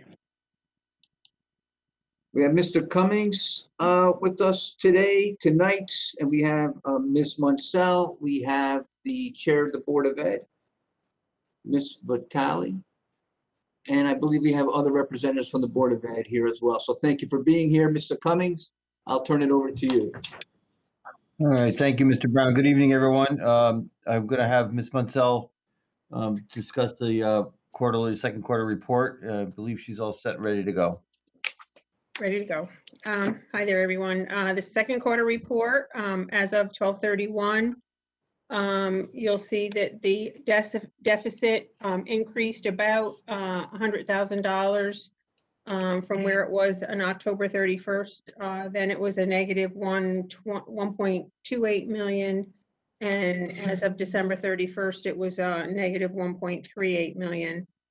I just want to mention, you'll notice in the personnel services up top that we did move RLA salaries up to this category where they'll ultimately all be. And that's where some of the positions are budgeted anyway. So there was a little bit of confusion there last quarter. So we moved the majority of it up there and left the net expense and non-lapsing for now. You'll see the benefit projection improved by approximately 170,000, but that's, as always, subject to change now that our coverage is built around single, two-person, and family coverage. So, I mean, our costs are built around that. One of the largest changes you'll see is in pupil personnel. That deficit grew by just over $1 million since the first quarter, mostly in the tuition line item. In support, it's showing a negative 84,000, but there was a miscommunication there, a budget transfer that is not reflected there. It was a timing issue, so that is ultimately going to net itself out. Maintenance, operations, and transportation, 942,000 balance projected as of December. The majority of that is due to utilities. We have savings in utilities because our buildings are not open to the extent they are normally in a normal year. We did receive a notification, though, about electric prices, electric rates, and we sent it to purchasing. I'm not sure what the impact of that is on us, and we're working on that. Capital, we're reserving about 300,000 to help balance the budget to zero out the general fund itself. And then moving down to non-lapsing, there's not much change there, except what we did do is moved ESSER, ESSER, and CRF expenses to those grants that became available. So the expenses have been moved there. That's why the numbers have changed, but there's not a net, a large net impact there. And that gets us down to our negative 1.38 million. Thank you, Ms. Munsell. So that's the projected balance as of today, or as of the quarter, Correct. All right, thank you. Mr. Mottola. Thank you. So in your first paragraph of your document, you say the deficit is directly related to the pandemic and the cost of mitigation strategies. My first question for you is some of the documentation you provided, I think the grant revenue and expense by funding source, you have a line for coronavirus relief fund 689. So does that, we're getting this reimbursement, and with that reimbursement, we're still going to have a 1.38 million. Does that take that into consideration? Yes. Okay.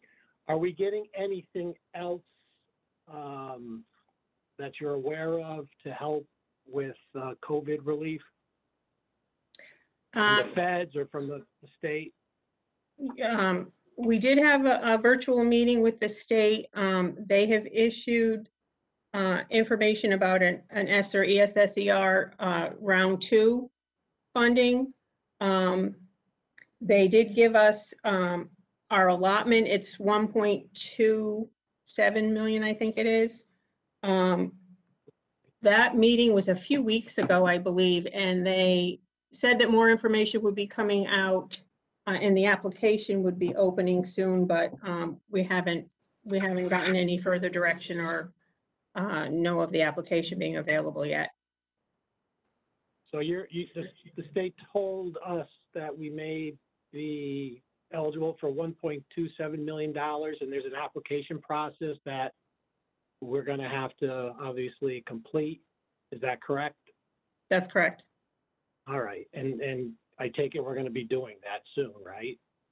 We'll do it as soon as it's available. Yep. Okay, and that's all targeted to monies we spend on COVID issues. Is that correct? Yes. A large part of it is focused on more the student. I don't know. Maybe somebody else can explain this better than I can, but loss in what we've lost, what students have lost. Yeah, I can jump in, Doreen. It's Yeah, thank you. One of the major focuses of the expectations of this money are making up for student lost learning during the pandemic. It's not limited to that by any means. There's, Doreen can speak further to the flexibilities that they're talking about, but that is one of the things that they'd like us to see. They'd like to see us expend these funds on. So you would use that money for next year, probably. Is that what you're saying? Or at least part of it to make up for any student loss? Potentially we could. Potentially it could support a summer instructional program. It could support an after-school program. It could support those types of things, yes. Okay. Is it fair to say that some of it could be used to mitigate the deficit that we're having this year too? I'm not saying you're going to use it all for that, but it could be used for that too, right? That's our understanding. Yes. Okay. All right. All right. Thank you. I don't have anything else right now. Okay, thank you, Mr. Mottola. Mr. DeWitt?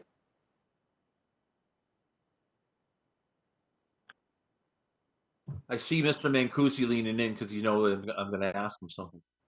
Just tell me if Ms. Munzel, thank you for the overview. If you touched on what tuition increase means under special ed, I didn't catch it. Can you just tell me what that means, please?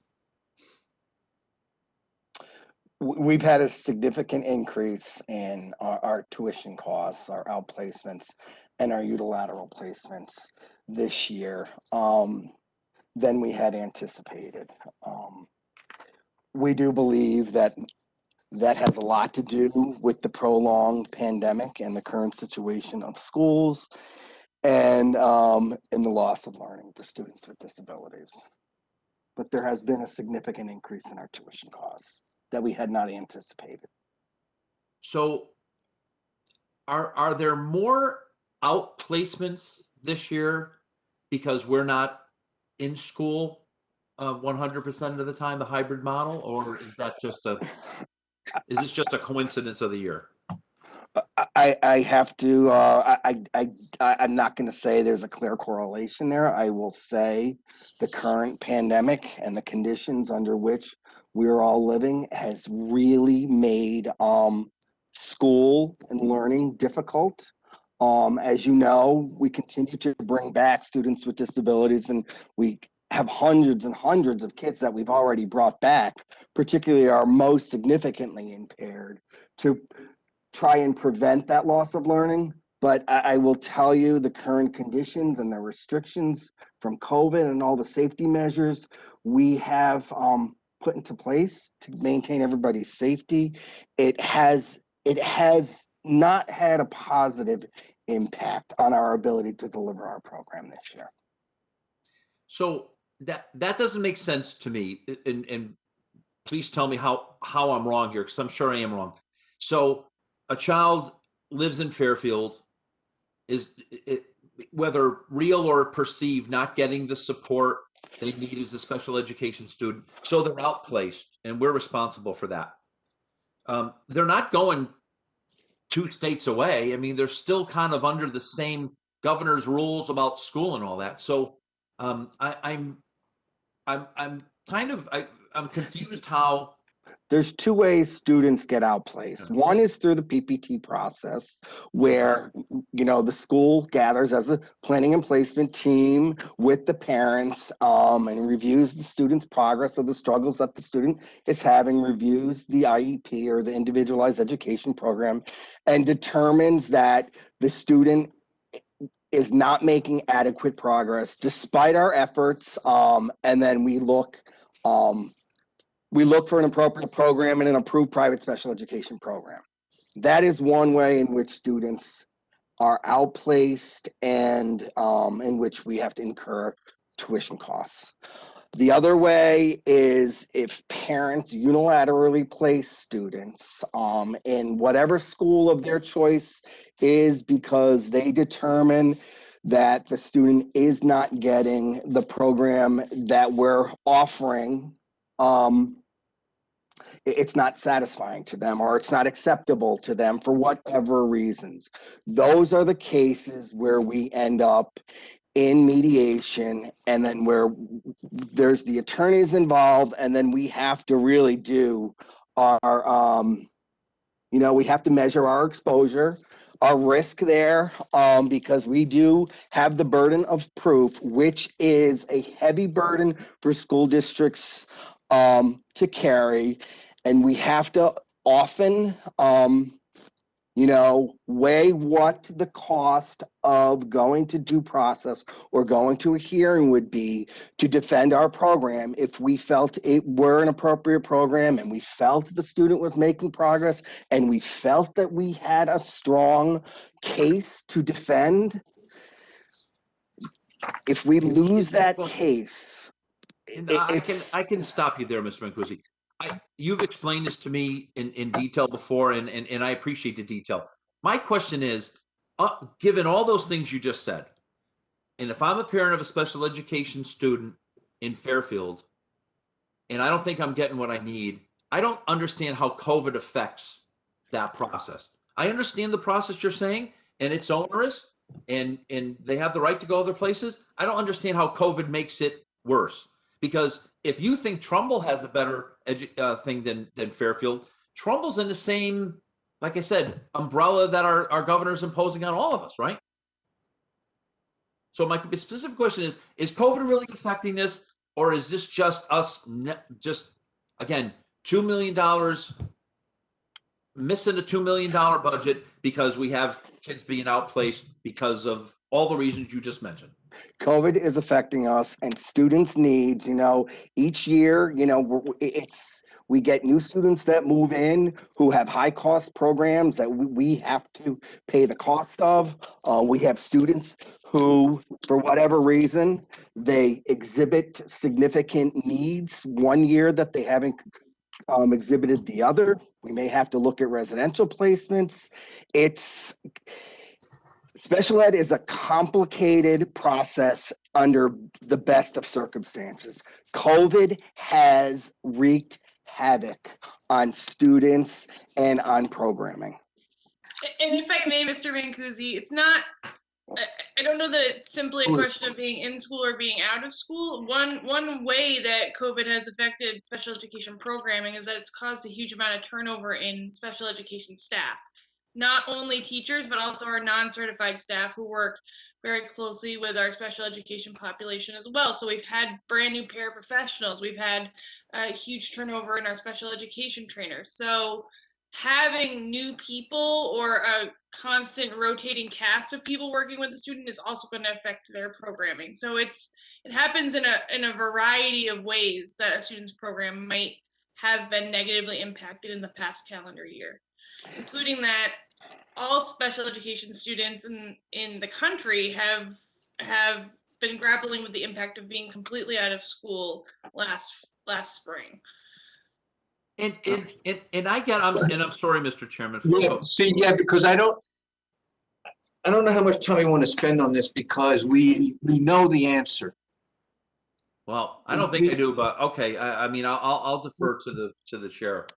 Well, Ms. Vitale, go ahead. You want to add something into this discussion? I'm just going to add it, less as a chair and just as a parent of a child who has special needs, just to give a little bit of a personal perspective, that just even coming off of last school year, just not being in school in the spring, as Ms. Deasy said, does have an impact. And also just for the nature of certain children, just the change in routine could just create new challenges. School just looks different. And I know that that might be difficult to understand, but for children who are very used to a certain schedule or certain procedures, that any particular change could create a new challenge. All right, thank you. But yet they're going to a different school. Well, just as a more specialized program. It wouldn't necessarily look, it might be a smaller program, and I can't speak to that because it is an individual, just a little bit of a little clarity. I don't know if that helps at all, Mr. DeWitt. No, I understand. Thank you. Thank you, Mr. Chair. All right, thank you, Mr. DeWitt. And just on this line item, what I'm interested in, the cost goes up, but the excess cost gets reduced. So I'm wondering how that works. One of the areas is transportation, because if the student goes remote, if the school goes remote for whatever reason, or the child's quarantined, or not transporting, we're saving money on the transportation, and it may bring a child below the threshold.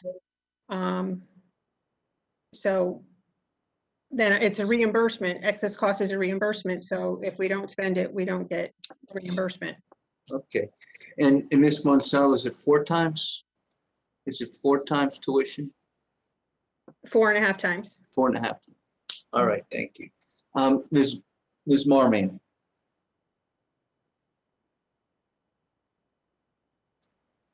Thank you. I just have a question for Mr. Cummings, which is related. We've been talking a lot about the loss of learning that we believe is happening because of COVID. And I can also say anecdotally with the high school senior, there's a lot of time spent on our couch.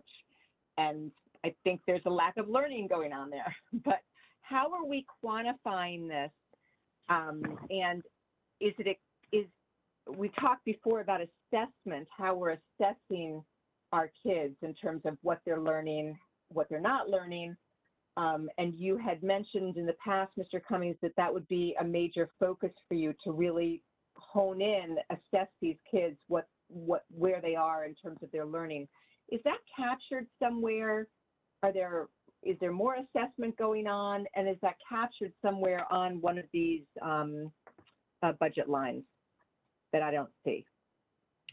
It wouldn't be, well, the assessments that we use are budgeted for each year. The major assessment that we're using, kind of standardized assessment, would be the STAR assessment that we give to students pretty much all students in K-8 and then selected students in the high school. Essentially, that looks at their math and reading performance given it 3 times during the course of the year. We gave it just for the second time in January. I mean, we'll give it again in May. And that's what the schools use to look at where students are. Are they meeting grade level expectations? And if they're not meeting grade level expectations, the schools essentially through school level teams use the SRBI process to develop interventions, remediations for students. That's the standardized assessment. I think particularly when you get into middle school and high school, the assessment process is really coupled with the types of assessments that teachers give as part of their instructional. So it could be,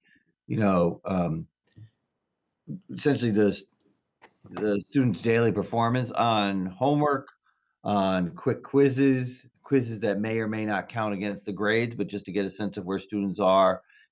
Teachers are doing that work all the time, and planning interventions to make sure that, whether it's extra support in preparation for a test or a quiz, those are the types of things that teachers are doing in addition to the school-based teams that use more of the STAR assessments or use teacher referrals to provide supports for students. Thank you very much. So there's no extra, you're not doing extra assessments, in other words, that would have a cost component. That's clear. Yeah. Also, perhaps, in the future, you'll give us we'll get an overview in terms of what sort of those STAR assessments are telling us. I'm sure we'll hear from the Board of Ed on that during their meetings. But I guess then as the year goes on, you're going to be using some of those funds you mentioned earlier. Ms. Munsell mentioned earlier the $1.27 million from the state for those summer programs, after school programs. And I'm assuming some of those are going to be targeting some of that lack of, loss of learning that you're finding in those assessments. Is that correct? That's what we'd be looking to do. We'd be looking to identify, I guess the students with the greatest level of need that would need that type of more intensive program, and that's what we would build a program for. Okay, thank you. Thank you, Ms. Marmion. Mr. Walsh. Mr. Cummings, just while we're on it, what is that STAR assessment showing you? Are students keeping up as normal as they would in other years? In very broad terms, Mr. Walsh, what we're seeing in Fairfield is really what's we see happening in many parts of the country, that in math, we have more, I wouldn't say more of a concern, that's not the right way to say it. In math, we're seeing more slipping from grade level expectations. Our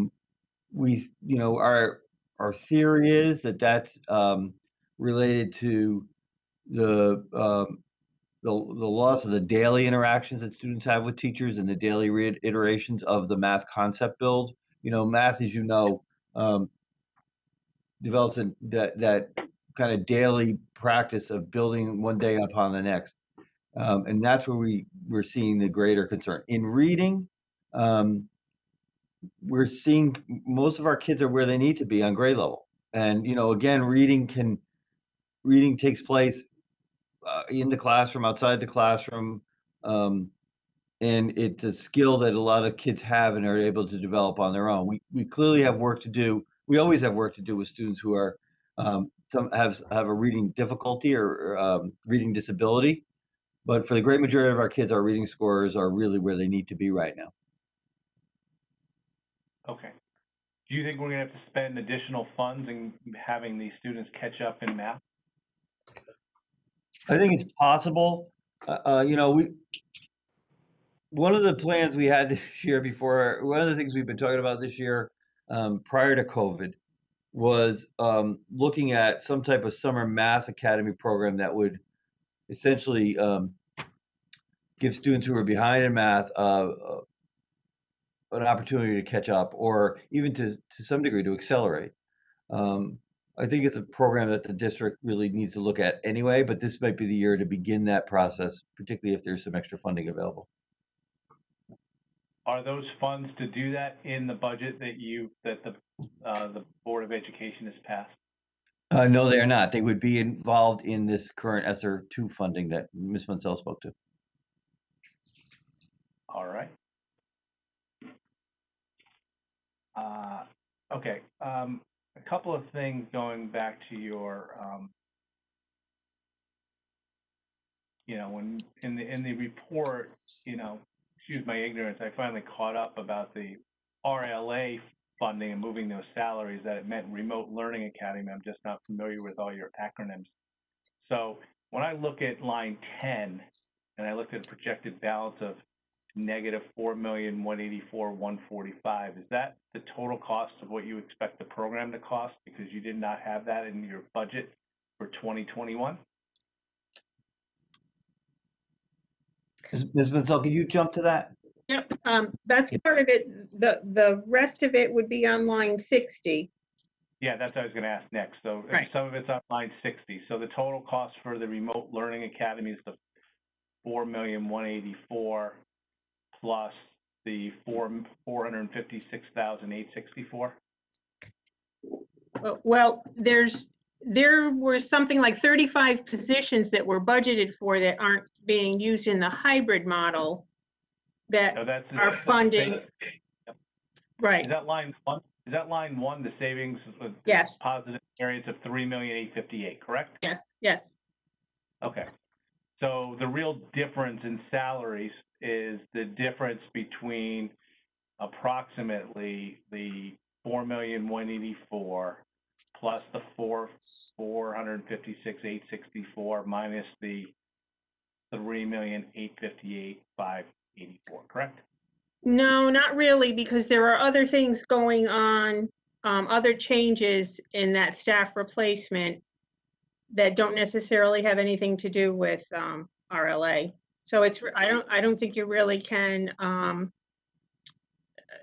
drill down to it to that level. Okay. So the savings on line one are still there, correct? Correct. Okay. So are there additional costs other than line 10 and line 60 for the Remote Learning Academy? No, not really. Okay. So are there additional salaries that go into that other than lines 10 and line 60? No, that's everything. Okay. But line one is really those 35 teachers that were moved over, correct? Correct. So how am I missing something in regards to salaries for the Remote Learning Academy if I take, lines 10 and 60 and then I subtract line one? Because there are other, there are other changes reflected in that certified salary, the savings, that have nothing to do with RLA.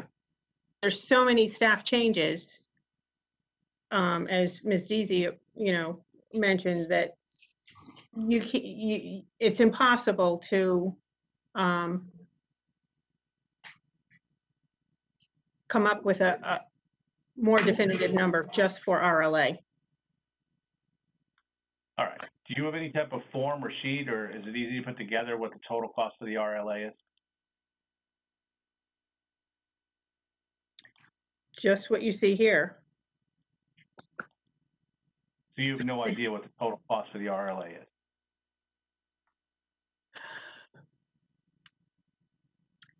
The domino effect of what has happened in staffing, it makes it impossible to say exactly what RLA is versus hybrid.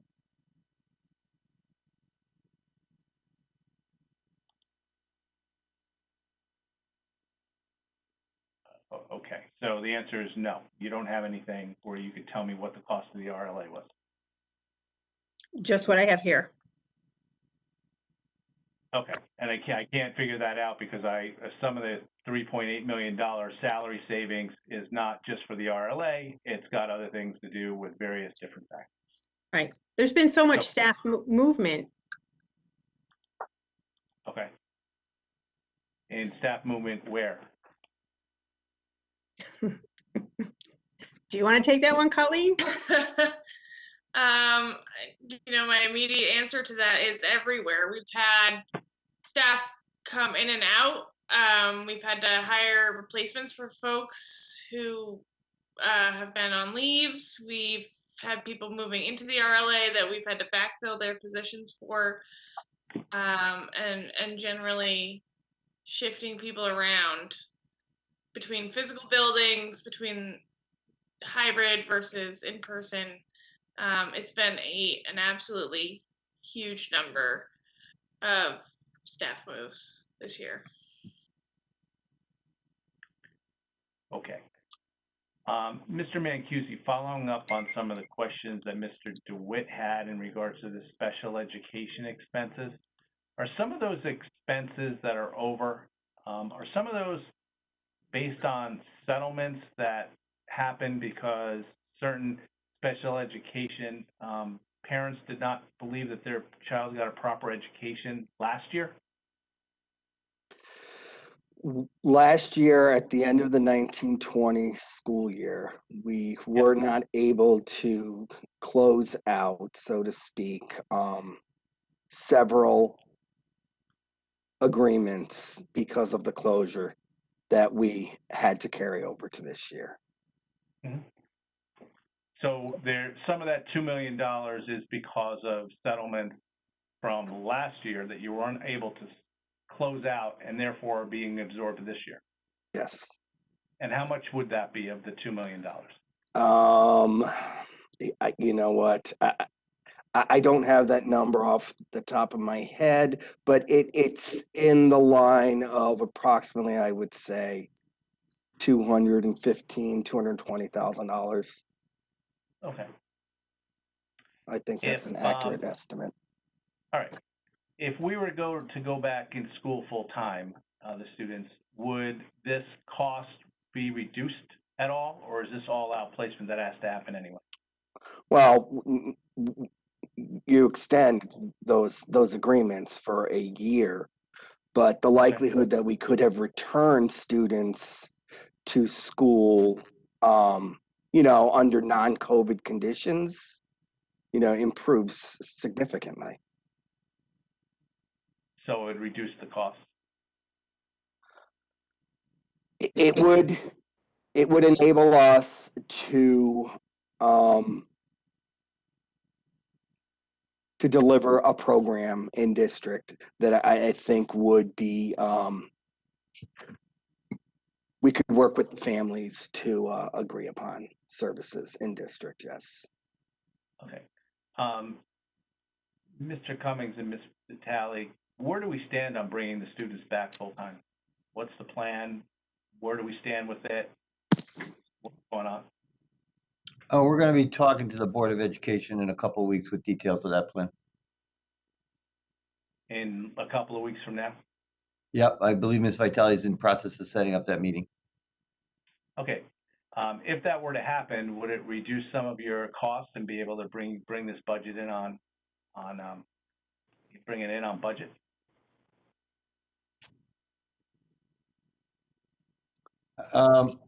We'd have to think about that. I mean, given I don't know how much it would reduce costs. Students are in school essentially, although not all students are in school 5 days a week. Students are in school now 5 days a week. So we have utility costs 5 days a week. We'd have continue the cleaning costs. Our transportation would remain the same because there's really no midday runs anymore. That going the elementary, taking out the cohort at the Christmas break time, essentially reduced that midday run of transportation. So I don't know, Ms. Mansell, am I missing anything that you say to Mr. Walsh's question? No, I don't think that we would see anything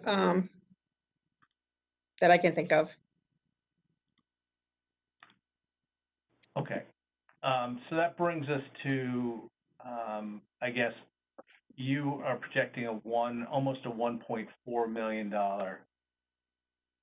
negative balance. So I heard Ms. Munsell, and correct me if I'm wrong, say that you're reserving $300,000 against, was it technology purchases or just purchases? Those just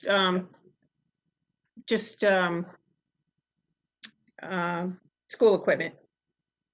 Okay. So now we've got to get to the uncomfortable point on what is the plan with the Board of Ed and central administration to guide us into bringing this in at zero?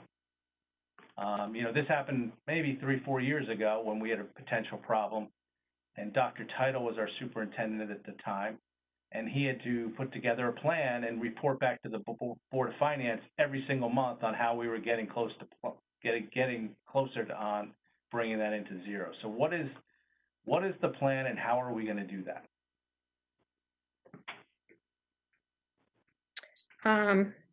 Well, the first thing we did was issue a district-wide notification that only essential purchases would be approved.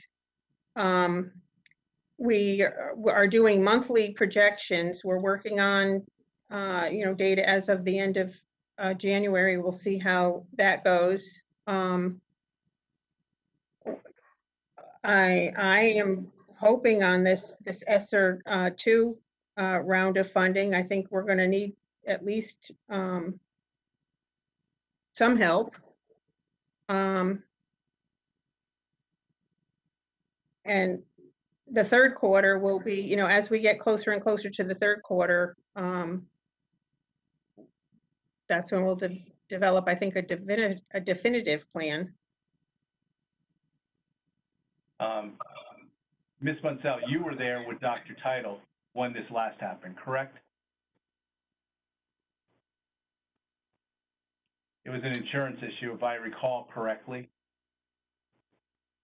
And there was a significant 7-digit potential problem. And you had 6 months to put together a plan, kind of similar to right now, where we have actually less than 6 months. We have like 5.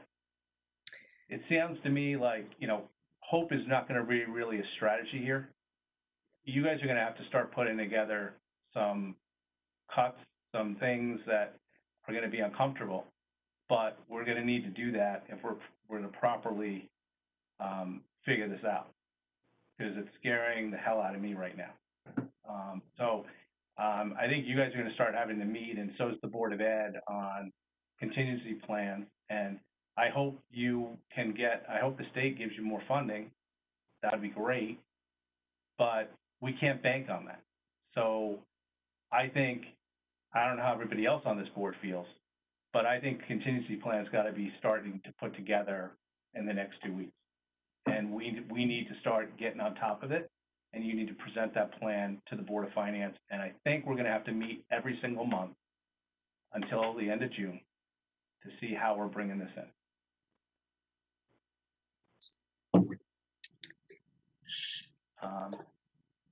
So anybody else or have the same problem? I mean, we've done this. We've done this before, and this is how we solve it, and we were able to solve it.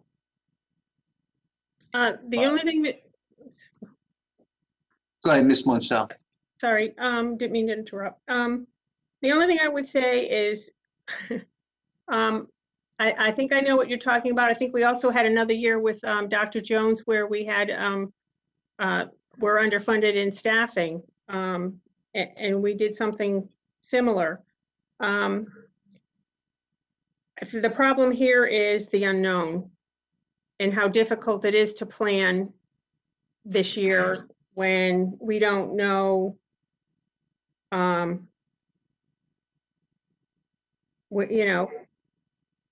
it's very difficult to make a plan when things change so rapidly. I hear what you're saying, and we will definitely look at information month to month and adjust accordingly. But I honestly think that we have to at least rely on some part of that ESSER funding.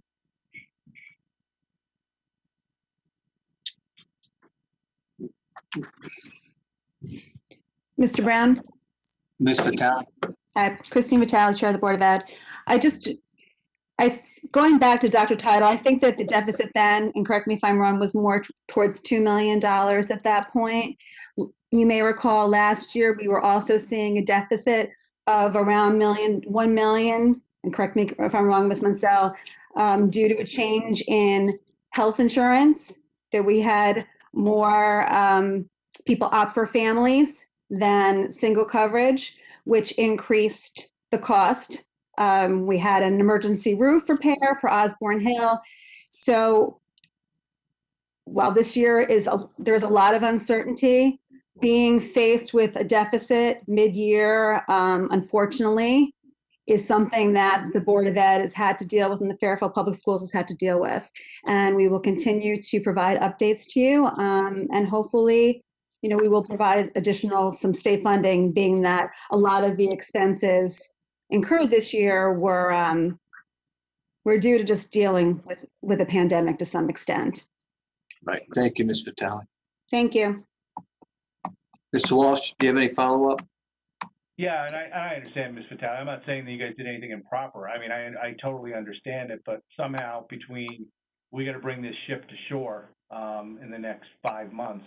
And I think, and I'm going to request of our chairman, whether we can get this on the agenda every single month so we can monitor this thing and keep it right before us.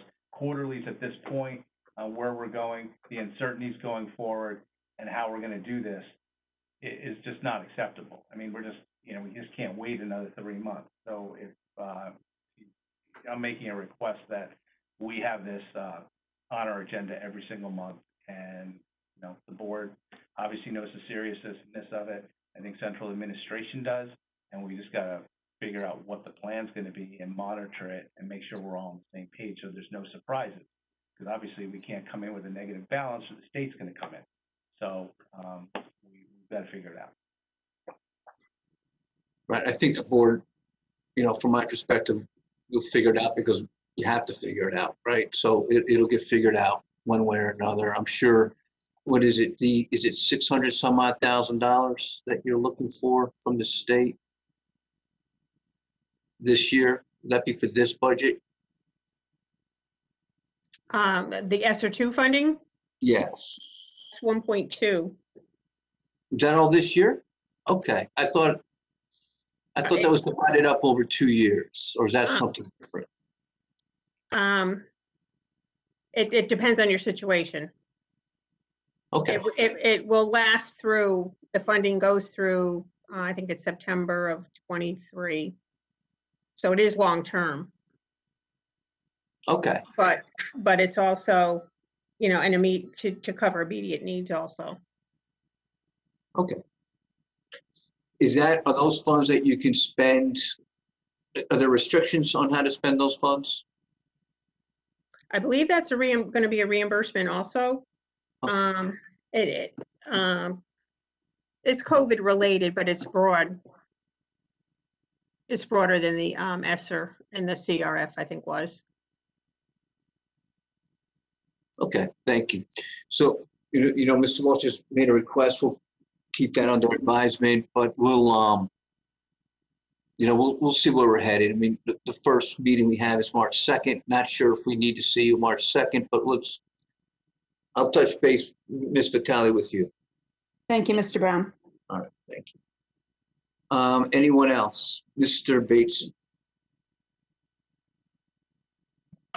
Yeah, thanks, Jim. Can the next time we have the Board of Ed before us relating to Mr. Walsh's update, can we also Ms. Munsell just threw another acronym. I'm confused about the money we might be getting from the state. I thought there was 600, then I thought there was 1.2 split over 2 years, and then this conversation we just had, it sounded like there might be something else. Can we get a listing of the acronyms and what's being tossed around at the state and what we're eligible for, or what the Board of Ed is tracking so that we know what might possibly be coming from Hartford. I want to make sure that, I got all my ducks in a row, or I know what numbers we're talking about on this. And also too, I'd like to, Ms. Vitale, I saw on social media today, that meeting that you're talking about with the getting back to school, the kids back to school. It sounded like, I saw Jessica Gerber wrote something. It sounded like there was a date for that meeting. Is there a date for that meeting? I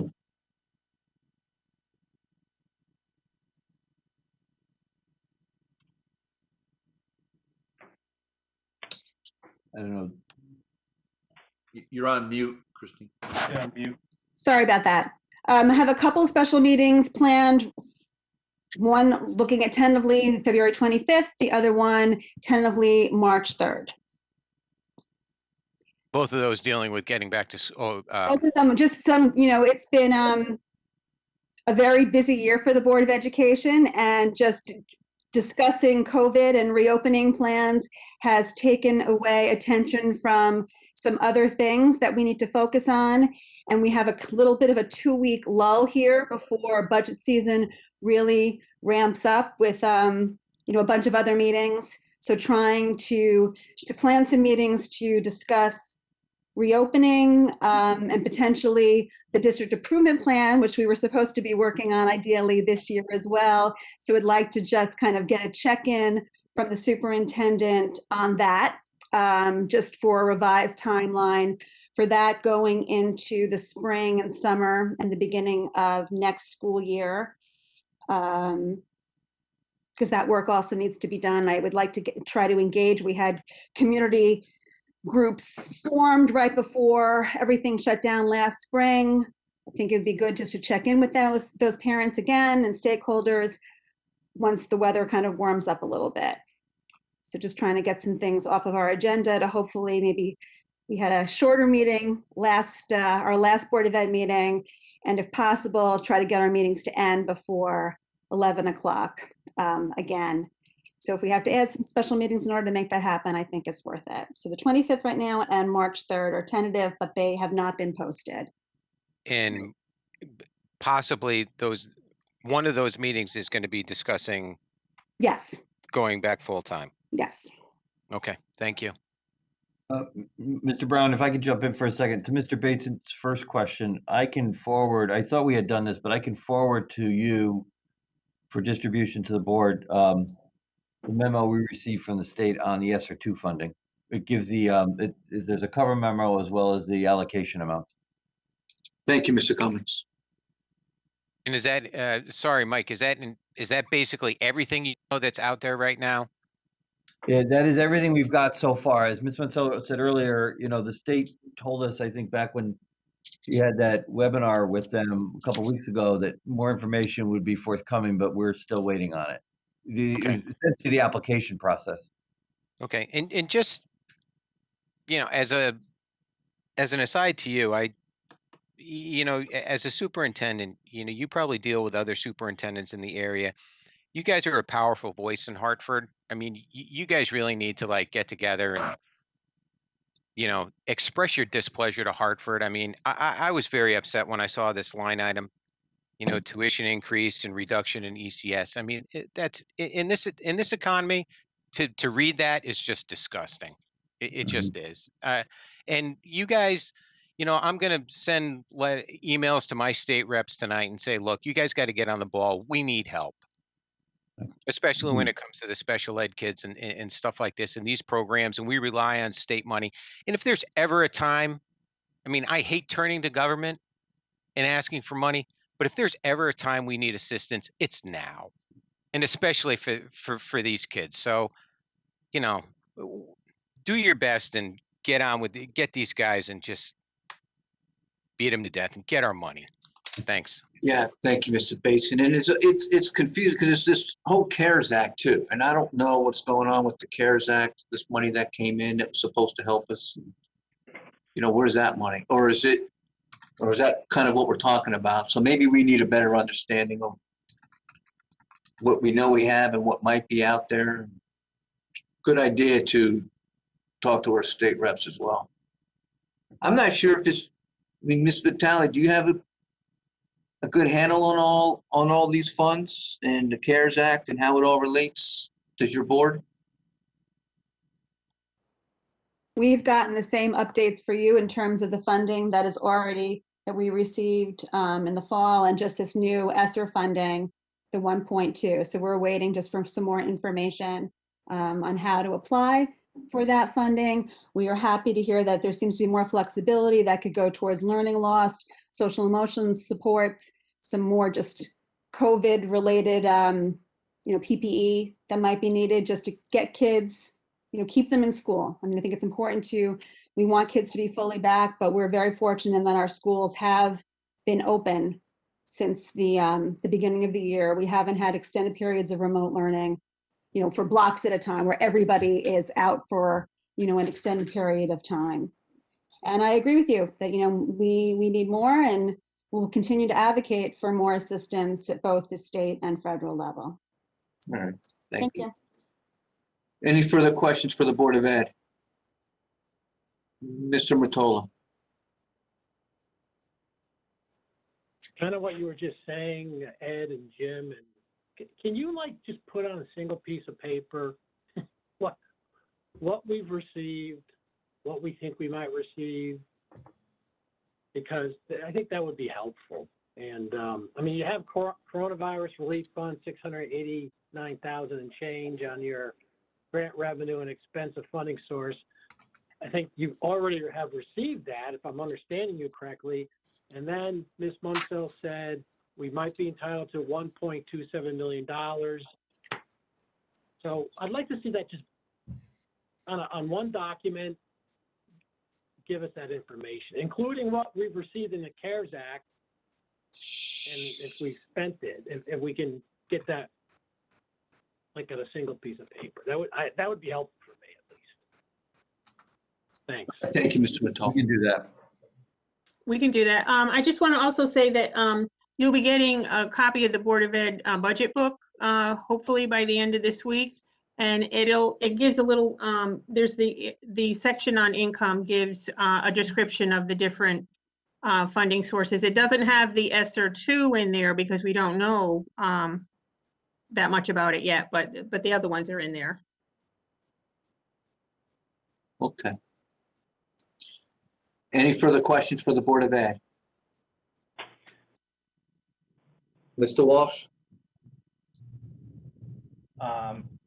Maybe Dr. Parrish knows this answer, I don't know, or maybe Mr. Cummings, but have we been losing students to private schools starting the second semester? Because you read these articles are all over the news about, people running because we're still in hybrid situations and things like that. So can you just give us an update on what you're seeing?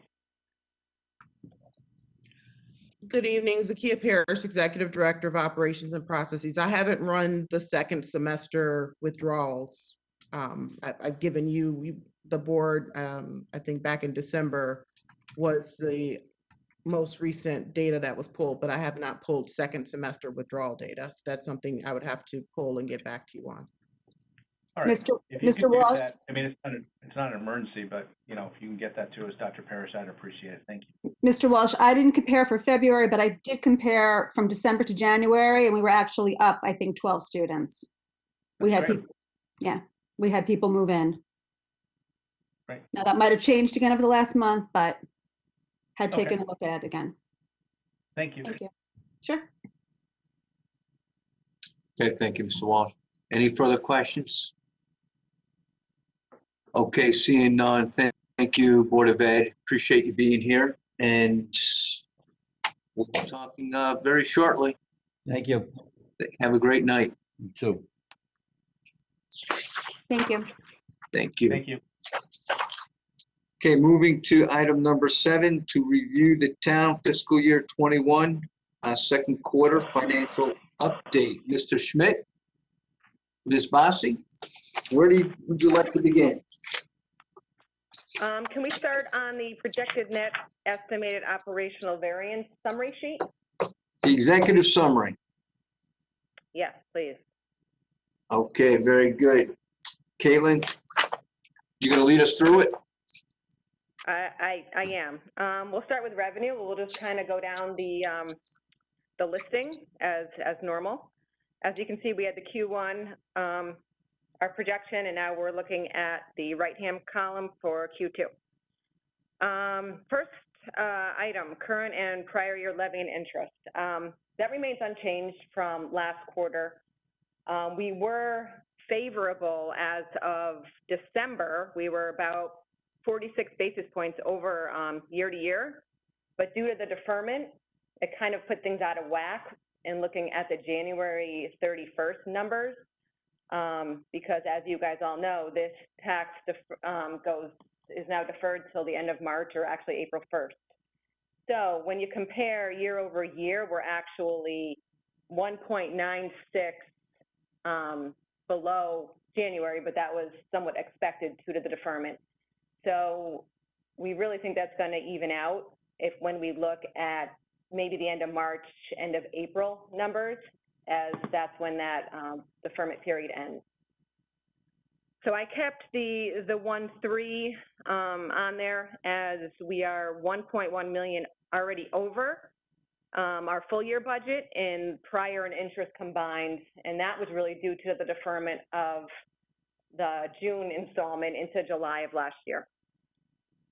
So hence we're going to keep the 1.3 for now, because like I said, we're already at 1.1. So I think that's somewhat conservative, but we'll know more come end of March, April, at the end of the deferment period.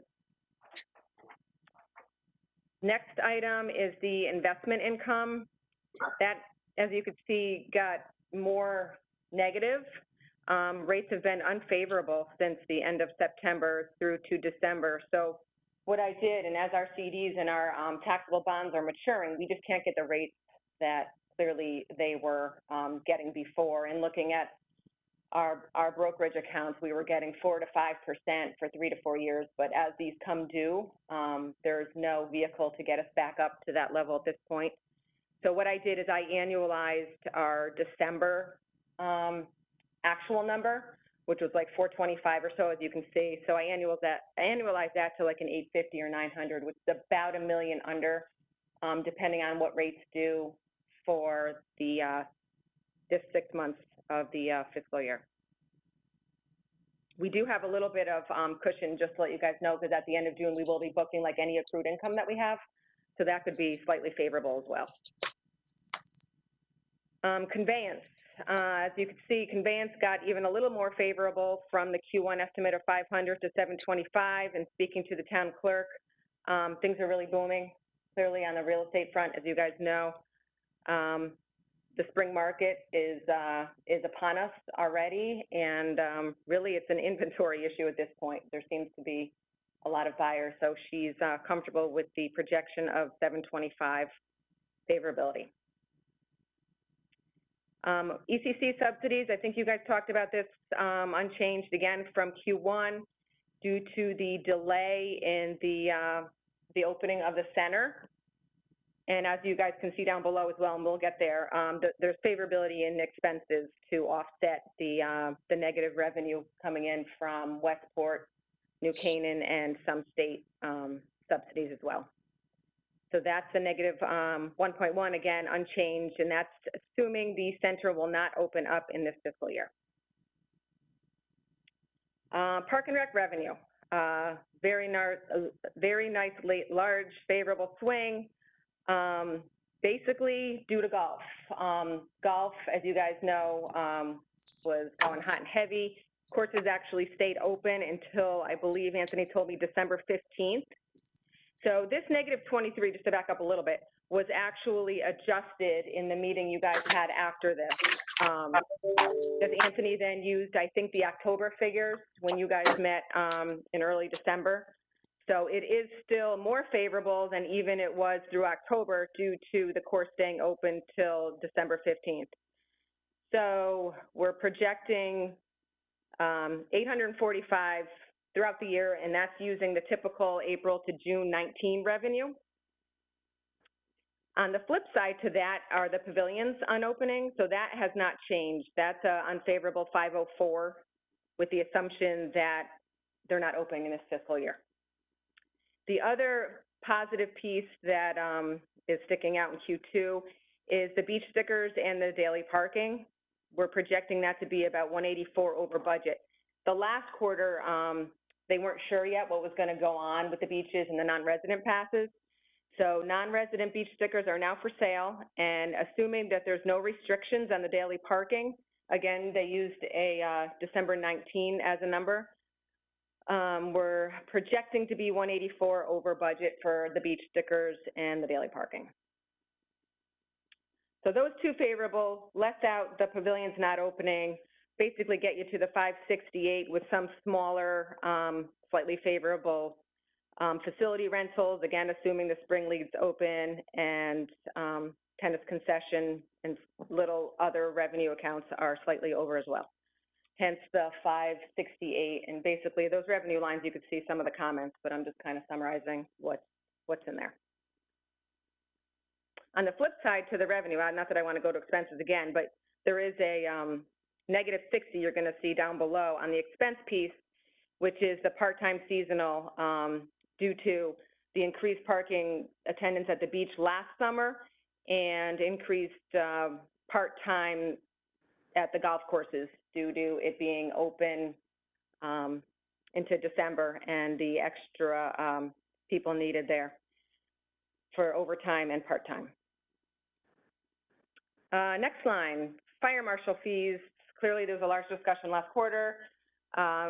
Negative 300 was the projection. This quarter, we're actually making it more favorable to a negative 100. We've seen some of the bigger projects come in. So that was actually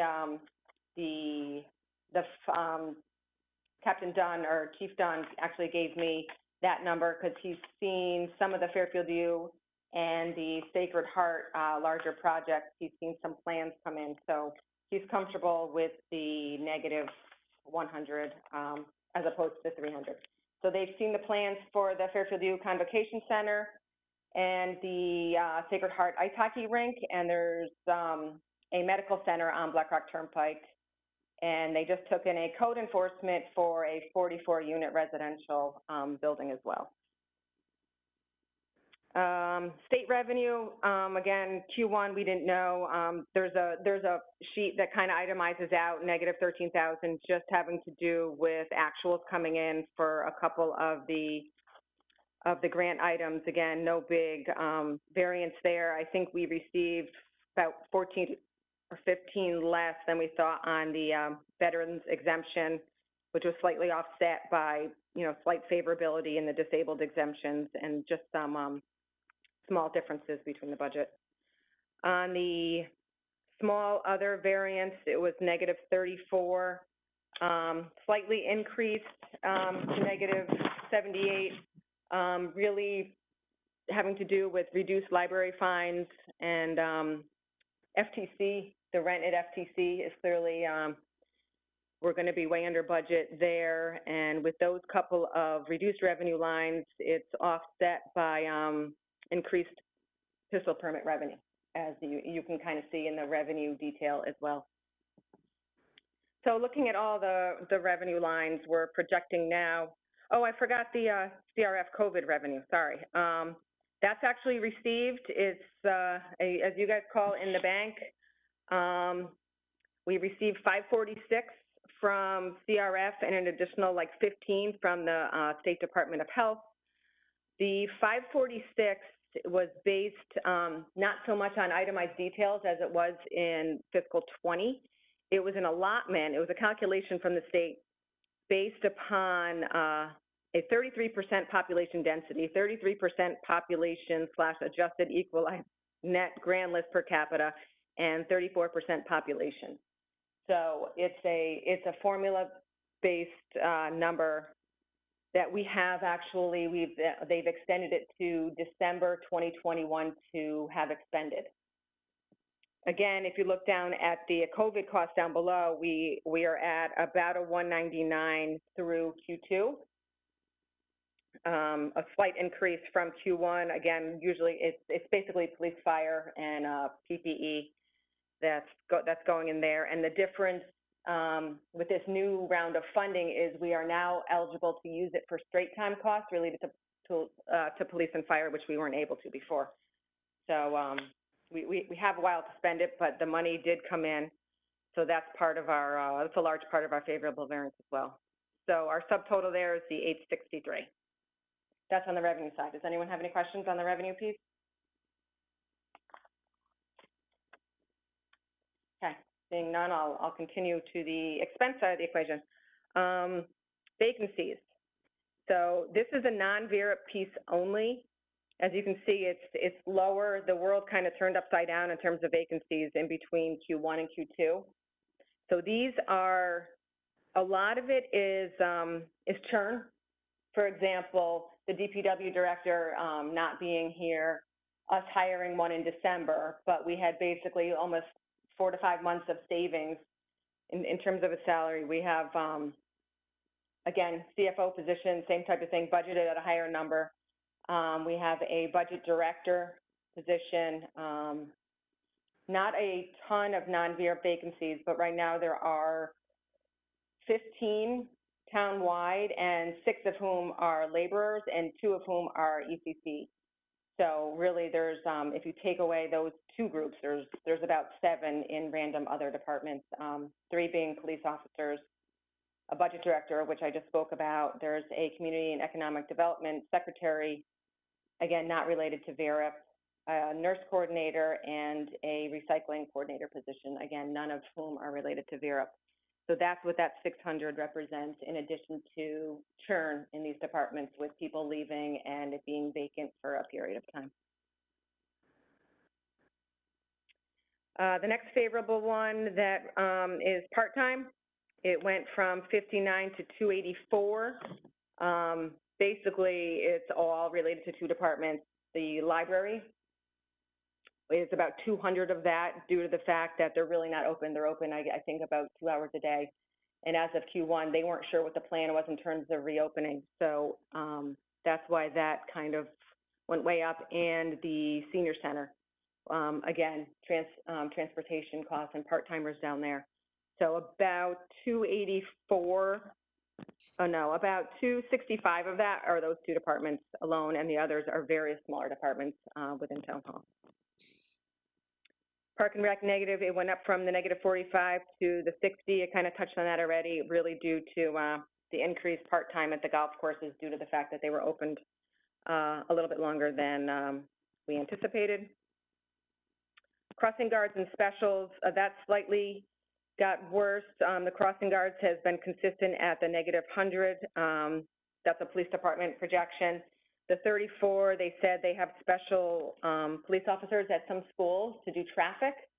So again, due to the hybrid program, they're projecting an overage of 134, which is a slight increase from Q1.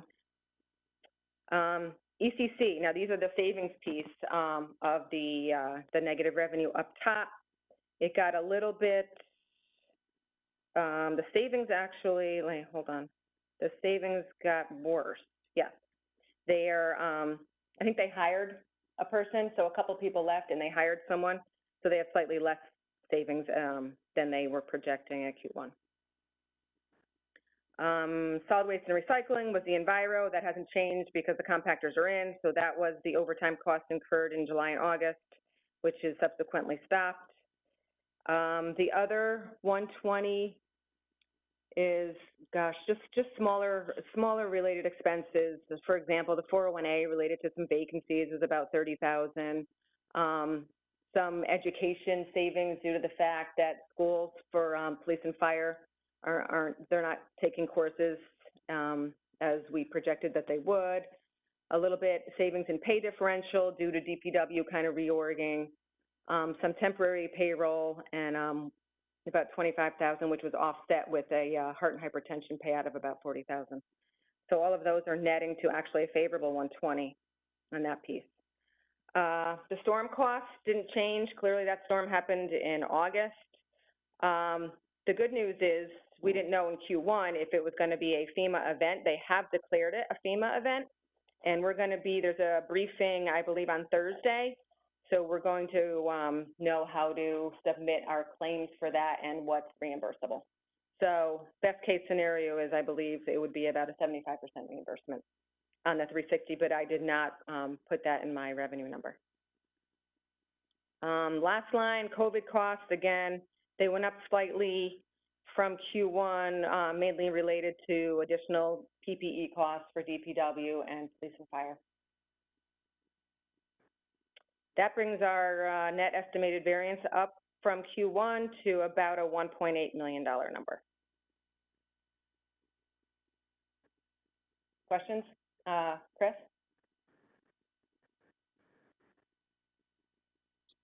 Okay.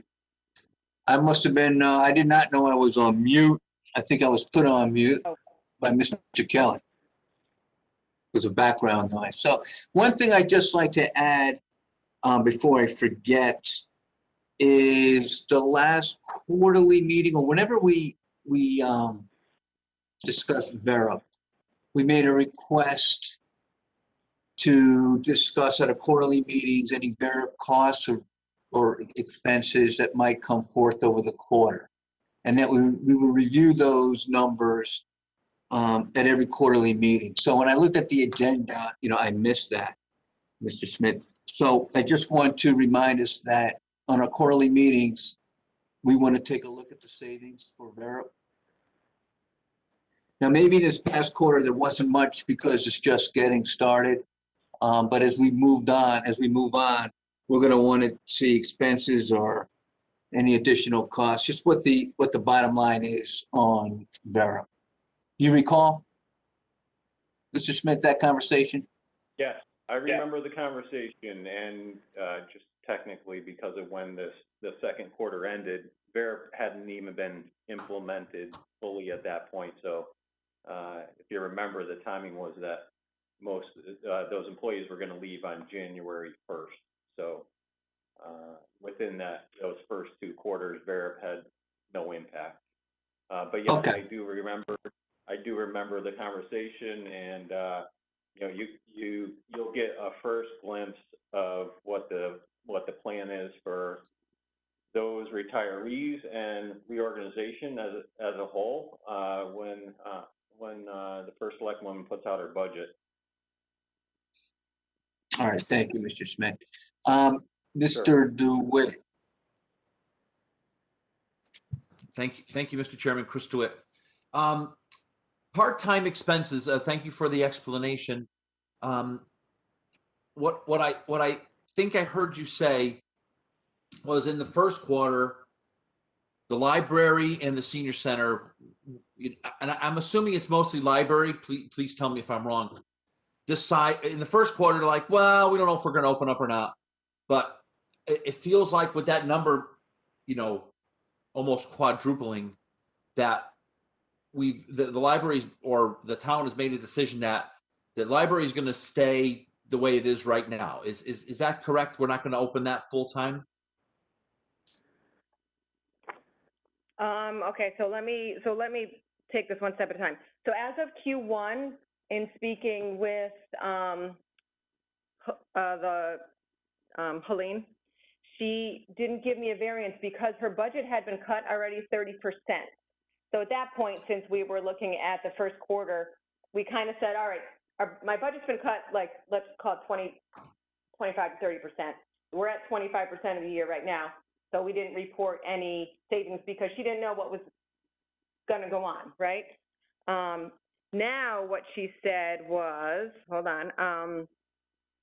So they're going to increase the in-person hours, which directly increases the usage. I don't have a solid prediction on this as it relates directly to COVID-19. They've been able to offer set in-person hours daily at the main, along with curbside service at both locations, while other libraries have stopped in person or moved to half-hour appointments to visit and continuing curbside. Let's see. Our next step is to begin some in-person hours at Woods in addition to their curbside service, but we are awaiting the completion of some construction and inspection by the state. So they're assuming a Q4 increase to in-person service hours, and those then represented what that would be. Oh, so it's an I'm sorry. You know, I'm looking at that number like it's a revenue number. So that number got worse. No, the savings went up. Yeah. Okay. So yeah. So I'm looking right. So anyway, whatever it is, I guess a question for Jared, right? So if we've realized that we're not going to spend this money on the part-time help, and I think we're all beginning to realize the library is going to be what the library is right now until the end of June. What budget do we have that we can reallocate to things, you know, that might be more pressing? Because I guess I'm asking, do we have to wait till the end of the year to maybe move some funds out of the library and fund some necessary things like, you know, park and rec plan or things like that? Is there a little bit of found money there? Is I guess what I'm asking.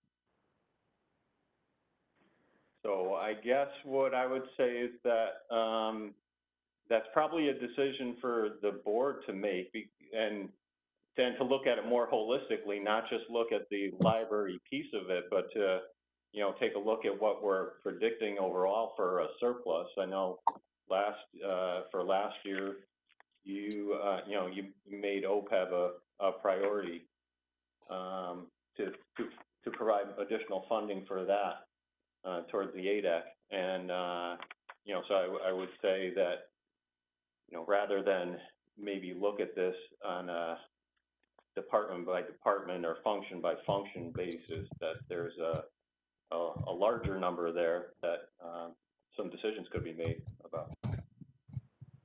Yeah, and I would agree with that. There's no Munis report this quarter, which I didn't understand, because normally I would look that number up myself in Munis and see what we're spending on the library. So can we just get the second? This is second quarter. Can we get the second quarter Munis report sent to us through Jen, please? Sure. Sorry, but I'm sorry, Mr. Chairman. I should probably have asked that through you. I apologize. It's okay, Mr. Dewitt. That's it for me. I'm just thinking when a number goes up that dramatically, that there's other savings in that budget because there's other operational things that we budgeted for that are not being used. So that's my point. Thank you. All right, thank you, Mr. Dewitt. Any further questions for Mr. Schmidt or Ms. Massey on this page? Mr. Walsh?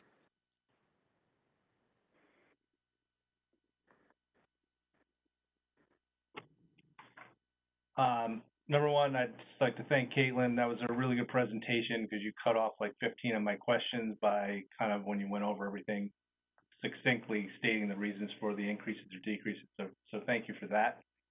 And I think Mr. Schmidt is correct. I think maybe, and I'll leave it up to our chairman, but since we're just getting the COVID savings and stuff starting January 1st, maybe it would make sense to start off the whole COVID, the Vera stuff next quarter. It might make more sense to start off fresh that quarter. No, I agree. You said quarterly. Yeah. The next quarter, I know Mr. Smith mentioned during the budget, we'll see some adjustments, but other than that, Jared, we'll take a look at it every quarter as well. And just at some point, Mr. Schmidt, or if you guys can figure out how much after we put the surplus back into OPEB, what was the remaining balance we didn't fund last year, so we could at least think about that later about what to do with our surplus. So if you just get us the number that we're still short on that'd be great. But other than that, I think great job. The surplus is strengthening, which is great, and but very thorough analysis. Thank you very much. Okay, thank you, Mr. Walsh. Any further questions? Ms. Charlton? Thank you. When we, and thank you, Caitlin, for the update on fire marshal fees and the change there. When we had that discussion during the last meeting, there was a follow-up with a lengthy discussion about building permit revenue because the budgets were, or the projections were sort of going in the opposite direction. can you provide any update on that? It looks like we're, still behind and still saying we expect to, hit the budget with larger projects happening later in the year. But can you maybe provide some more insight on that? Yes, I do have from the building official his statement thinking that he is going to be on budget, is what he told me. And I'm assuming kind of probably due to those projects that I listed that have not really come to fruition yet. So I'm sure he's probably hearing the same thing as the fire marshal at this point, knowing that those larger projects are in the pipeline. He's comfortable that he's going to hit budget, is what he told me. Thank you. Thank you, Ms. Charlton. Seeing no further questions, Ms. Massey, where do you want to turn to next? Oh, that was really it, unless you guys had any further questions. Well, I was looking at the state revenue. I'd like to turn to go home. Oh, No, I I don't kind wanna of know let- the state revenue, but yeah, so the state revenue is a slight, and what I do is I fill in the projected column as the actuals come in. So if there's a difference between the budget and the actual, that kind of flows to that projected number. Some stuff comes in as a one lump sum, some is quarterly, some comes in at different times throughout the year. But the ones that I have received that are, I know, done for the year and that only come in once, I updated the projected column. And again, there's, if you look into the boxed area, there's one up above, there was a difference of $507 in the town aid road. We were slightly unfavorable with that health grant, non-public schools, and slightly favorable in the disabled exemption, and more unfavorable with the veterans exemption, which are the state tax credits. So that represents the negative 13,000. Okay, thank you. Glad we went over that before we let you go home. Is there any further questions? Okay, seeing none, we're gonna move on to the next item. Thank you, Caitlin, appreciate it. We're gonna move on to the next item, number 9, to hear an update on the Fairfield Westport Multi-Town Emergency Communication Center. Mr. Smith, you're going to kind of walk us through this, but we do have with us tonight the fire chief, Chief McCarthy, and we have our new police chief, Chief Calamaris. Are you on? I just want to congratulate you. We as a board just want to congratulate you on your promotion and wish you the best of luck. Look forward to working with you. You go. Go ahead. Thank you very much to the board. I appreciate it. Okay, so Mr. Schmidt, where would you like to begin? All right, so rather than go through the, all the numbers that I sent and put into the backup, I created a PowerPoint presentation I'm going to share with you. So, we can just catch the highlights of and the significant changes since the plan was adopted. So I'm going to share it with you. Can everybody see that? Yes, we can see it. Okay. All right, so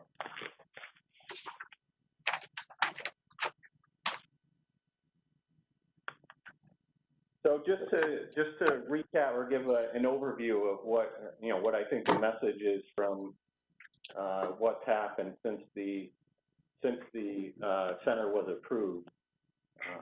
Despite there have been some increases in the budget, both on the capital side and on the operating side.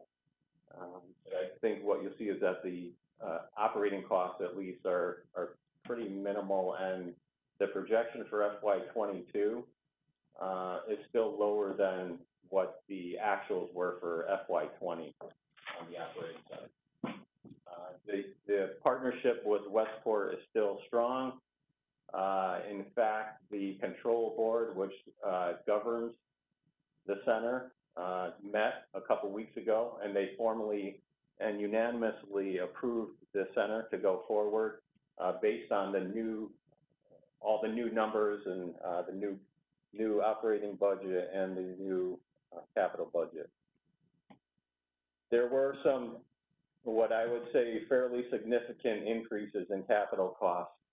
These were all, will all add to the stability, security, and the reliability of the center that we'll talk more about. There were definitely some challenges.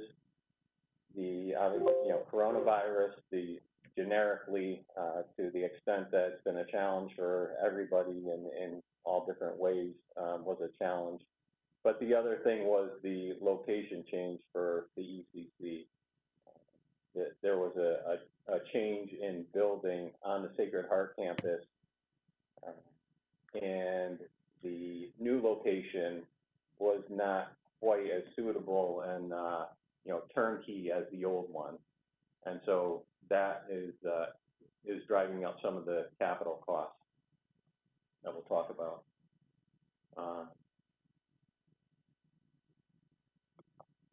Again, the partnerships are strong. Sacred Heart is continuing to host the site at no lease cost to the town, which is a great benefit for us, and especially in attracting new communities to come into the center. The fact that we don't have that kind of overhead is a huge plus for us. Westport Police and Fire are committed, as I mentioned. The control board met and unanimously approved the continuation of it. New Canaan Fire also. The state financial support has increased both on an operating basis and on a capital basis. Both have increased, not dramatically, but it's been helpful. And it's still financially a viable venture for the town, for both Fairfield and for Westport, despite some of the challenges. So there were, I don't know how much everybody remembers about the details of the interlocal agreement, so I'll just cover those quickly. And nothing has changed. There have been no changes to the agreement itself. The center is, as I mentioned, to be governed by the control board, which consists of the police and fire chiefs of both towns, as well as the chief elected officials from both of the towns. The capital expenditures are split evenly between the two towns, between Fairfield and Westport. So these are the initial capital expenditures used for renovations and some IT costs as well. And the operating side, the net operating expenditures are split differently. Fairfield pays 2/3 and Westport pays 1/3 of the net operating expenditures. And I'll get into kind of the mechanics of that in a minute. We allow different other towns, which they are referred to as ratifying towns per the agreement, to become part of the center, and all of the state grants that are received go into the center as revenue, with the exception of new towns that come on board. To the extent that they have needs, capital needs that they need to implement in order to become a functional part of the new center, those will be used to cover their costs. So let's get to the numbers. The capital budget, what you have in front of you is sort of some buckets, large buckets of capital costs. And the left column of numbers is the approved plan. So that's the plan that was adopted in 2019 versus the new revised plan. You'll see the information technology costs are one of the big drivers, and the renovation costs is the largest single driver of it. And again, this goes back to the fact that the location was changed, and so the needed investment really skyrocketed, went up quite significantly. in both ways, both in terms of the building itself as well as the infrastructure of the building, the wiring, and those kinds of costs.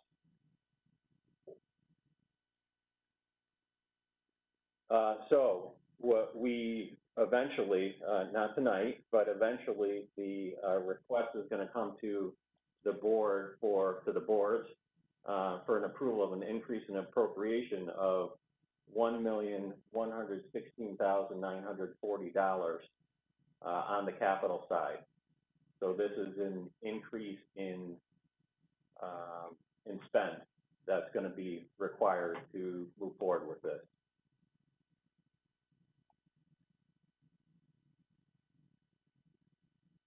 This shows the allocation, the 50% allocation, and again, what the approved plan was and what the revised plan is, and you can see that the Fairfield 50% allocation approaching $1.5 million, going up to $2 million in the second year, and then the next line down, you see the state grant did increase. The state is really pushing for these kinds of relationships and arrangements to happen more often, and so they've increased their reimbursement for the capital costs to do so. So the increase, so that increase saves each of the towns $50,000, and the additional capital cost to each of the towns is just over $500,000.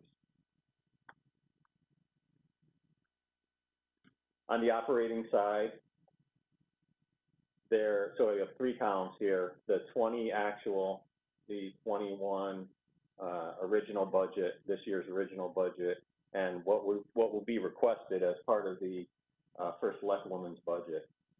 So that top line is the overall, how much it's going to cost.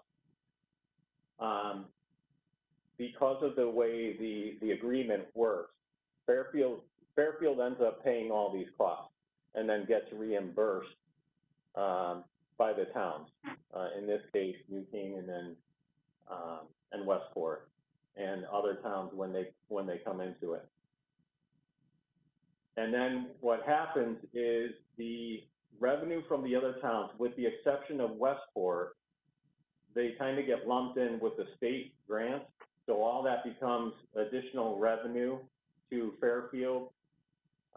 So in this case, we have New Canaan, and we have the state grants, which is the state grants also increased on the operating side. If you look at the FY21 original, which was $252,000 and change, is up to $275,000.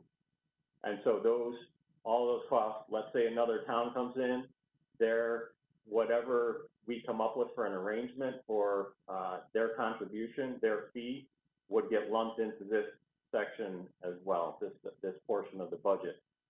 And so you come up with a total revenue estimate, and then that amount gets netted out of the total budget in the top line. And what you end up with is a net cost. So from that net cost, that's where the distribution has and the allocation between Fairfield and Westport. So this is where Fairfield picks up 2/3 of it and Westport picks up 1/3.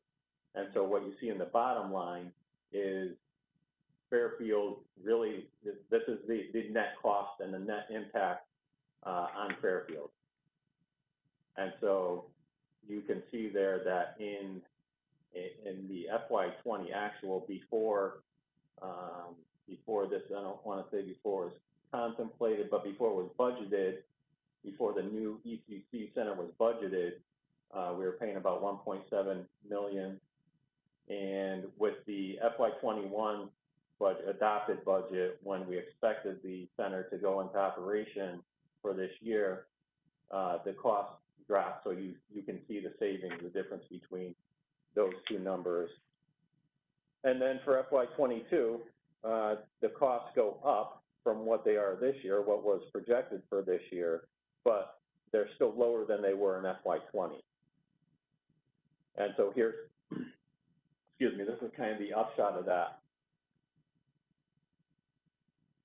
So Fairfield's allocation net cost is in 22 is about 42,000 higher than in 21, but it's still lower by about 20,000 than it was in 20. And then just to point out a couple of caveats. So the collective bargaining agreement has not been finalized, and that expired in June of 2019. So there, I think it's safe to say that there's going to be some kind of salary increases that will be needed to, and which will increase the cost beyond what I've shown you so far in the numbers. Now, these costs were going to happen anyway, regardless of when this was done or when the program in the center was finalized. But in addition to that, there's one other cost that will be an increase, and that's going to be information technology costs, which won't start until FY23, and those costs will be about $90,000 a year. And this is for licensing, maintenance, and service related to certain technology products. So next steps, we'll be seeking approval from the town boards to authorize the additional appropriation, as well as approval of any contracts that are necessary, and to begin their renovation construction as soon as possible, so we can have the center up and running. The ambitious goal is July 1st. And then we're also working on developing a fee structure for the new towns that come in, so that we can, try to attract them as quick as possible. With the, it's kind of like running a business, so we're trying to balance a low cost dispatch center from the perspective of the other towns, so that they're incentivized to come in.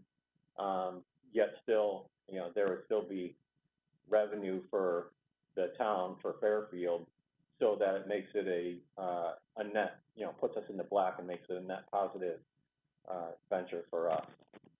And so we would actively start pursuing other towns. So that's the end of my presentation, and I just wanted to give you sort of the high level what the budget situation was. And we'll entertain any questions from you at this point.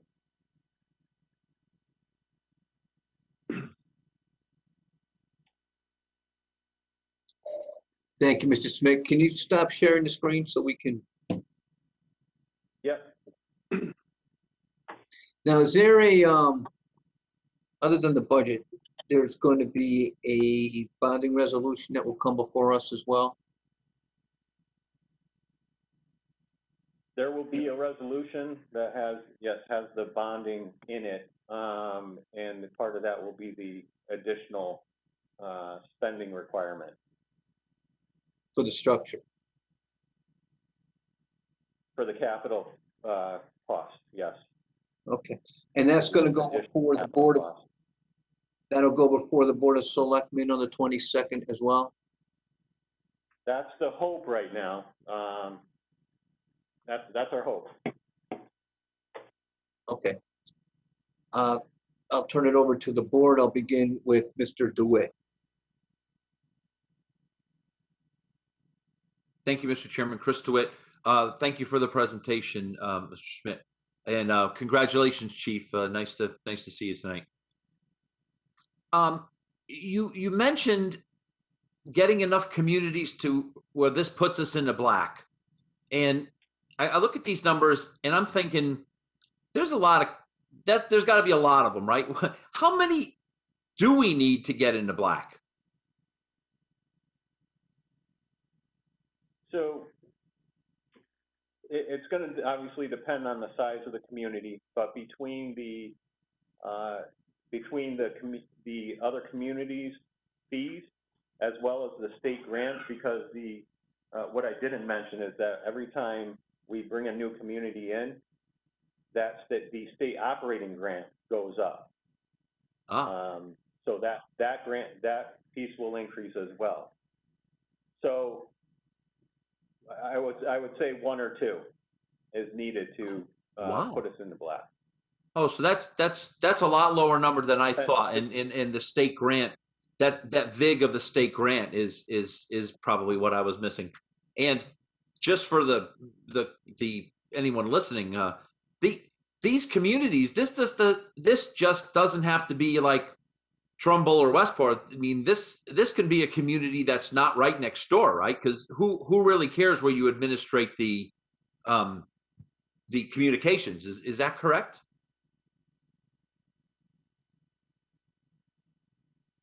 That's correct. Correct. I believe so. I think I'll default to the police department to answer that. Yeah, that is correct. We have interested towns that are basically saying, if you build it, we will come. But you know, there's some changes in operations with respect to some of the dispatchers or dispatch centers in the smaller towns have their front desk officer handling dispatch, for example, Easton. So some of their operations would have to change. So they would have to have some sort of commitment on our part that we do have the ECC built, we do have the infrastructure in place, we are actively dispatching calls for several municipalities, and then they would take a look at that and see how that would change their operations. Excellent. I'm all for changing the name from ECC to Field of Dreams, Chief. So I'd be okay with that. Thank you. All right, thank you, Mr. DeWitt. Mr. Mottola? Thank you. So I would imagine, though, at some point you would be capped out, right? I mean, you bring in more towns, you're going to have to hire more staff, I would think. And at some point, there has to be a cap on how many towns that can come in. Is that a fair statement? That's a fair statement. Okay. And the other, I don't know if this was ever answered, maybe at the meeting a few months ago. Can you just tell us what happened with respect to Sacred Heart changing the location? You know, how did that happen? How did that come about? Just go ahead. I'm gonna turn it over to Captain Buccarati. He can probably provide a little more insight as to, and then maybe even some costs that related to that. Yeah. Good evening, everybody. Captain Buccarati with the Police Department. So originally, the location at Sacred Heart was a pretty furnished dispatch center already for their security. It resides in the West Campus in the former GE building. And with the implementation of their hockey rink, there was going to be a lot of construction. We would have lost some space there. The place, it just didn't turn out to be viable with that construction going on. So the decision was made to change the location. We actually ended up on the bottom part of the library in the former cybersecurity lab, which afforded us a lot more square footage. You know, obviously, as Jared said, the drawback is we're starting from scratch rather than having things like HVAC and generator power, things that we now have to provide in the build budget, which is why it went up. So. Okay, thank you. And then one last question. So I think you said in the presentation that Sacred Heart's not charging us any lease or use of the facility, correct? Did you say that, Jared, in your presentation? Yes. So what guarantees, if any, do we have that in 10 years, for example, Sacred Heart says, we don't want you here anymore? Is there some type of a written agreement between the town and Sacred Heart that protects us? Or do they have that option to say, we want you out of here? Maybe they have to give us a year or two notice. Is there anything like that in our arrangement with Sacred Heart? There's a lease. There will still be a lease agreement. There is a lease agreement. Okay. That currently is a 12.5-year lease with an option to extend for 12.5 years. We are looking right now at a change to that because the bonding for the capital piece of this is 20 years. And so in speaking to bond counsel, their recommendation and really a requirement is that the term of the lease, the period of the lease, be at least as long as the bond. And so we are in the process right now of making an amendment to the lease agreement to extend it to at least 20 years. Oh, okay. And do you anticipate any difficulty with Sacred Heart agreeing to something like that? Can I just Because I jump know in, it's John, not for a just- second?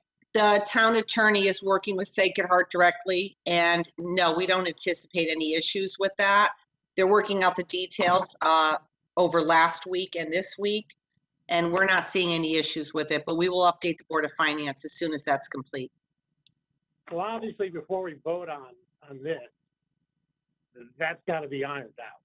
Mm-hmm. We're not Absolutely. going to vote on it if there's no lease agreement. Okay. Thank you for explaining all that. That's all I have. Thank you, Mr. Mottola. Further questions from the board? Ms. Marmion and Mr. Testani. Thanks very much. I would, Mr. Mottola asked one of my questions in terms of, is there a ceiling for the number of towns that would actually participate? And I'm wondering what that ceiling is, an estimate of what that ceiling is. So that's number one. Number two, you mentioned a fee structure. I'm assuming you're working on it right now, and I'm hopeful that you'll have something to share with us. I'm interested in seeing what that fee structure for those other towns is in terms of how Fairfield kind of gets some money back from what they've put in from an investment standpoint. And just one other thing in terms of that lease agreement, I know there's been a lot of discussion at Sacred Heart about renovating their library, doing a lot of construction over there. So I would just hope that, you know, in that lease agreement, there was something that pointed to construction because they've talked about building a new library entirely or renovating it. Thank you. Thank you, Ms. Marmion. Mr. Testani. Thank you, Mr. Chair. I just want to first echo everyone's sentiments, Chief Marks, and congratulations again. I had a question on staffing and personnel. I know it was alluded to a little bit with regard to salaries. I just wanted to get a sense from you and Chief McCarthy with regard to how the staffing is going to be divided. Will they be more experienced officers? Will it be part of the FTO program? You know, I just wanted to get a sense, will that fluctuate much in terms of the expense related to who's going to be staffing and how many hours? It's 24/7, I'm sure. So I wondered, you know, how you're going to figure that piece of it out. So, Jared, did you want to touch on that? No, go ahead. Okay, so we currently have in the interlocal agreement that there will be 22 employees by way of dispatchers. We currently have a collective bargaining agreement. Currently, Fairfield has 15 allocated spots, and Westport has 6, 2 of which in Fairfield are unfilled. So as it stands right now, we essentially have 21 with 1 additional that will be coming on with the interlocal agreement. Those positions are dispatchers. They're already established. They're already in the collective bargaining unit. They're going to work with our Human Resources Department to bring on the current Westport employees into the Fairfield collective bargaining unit. And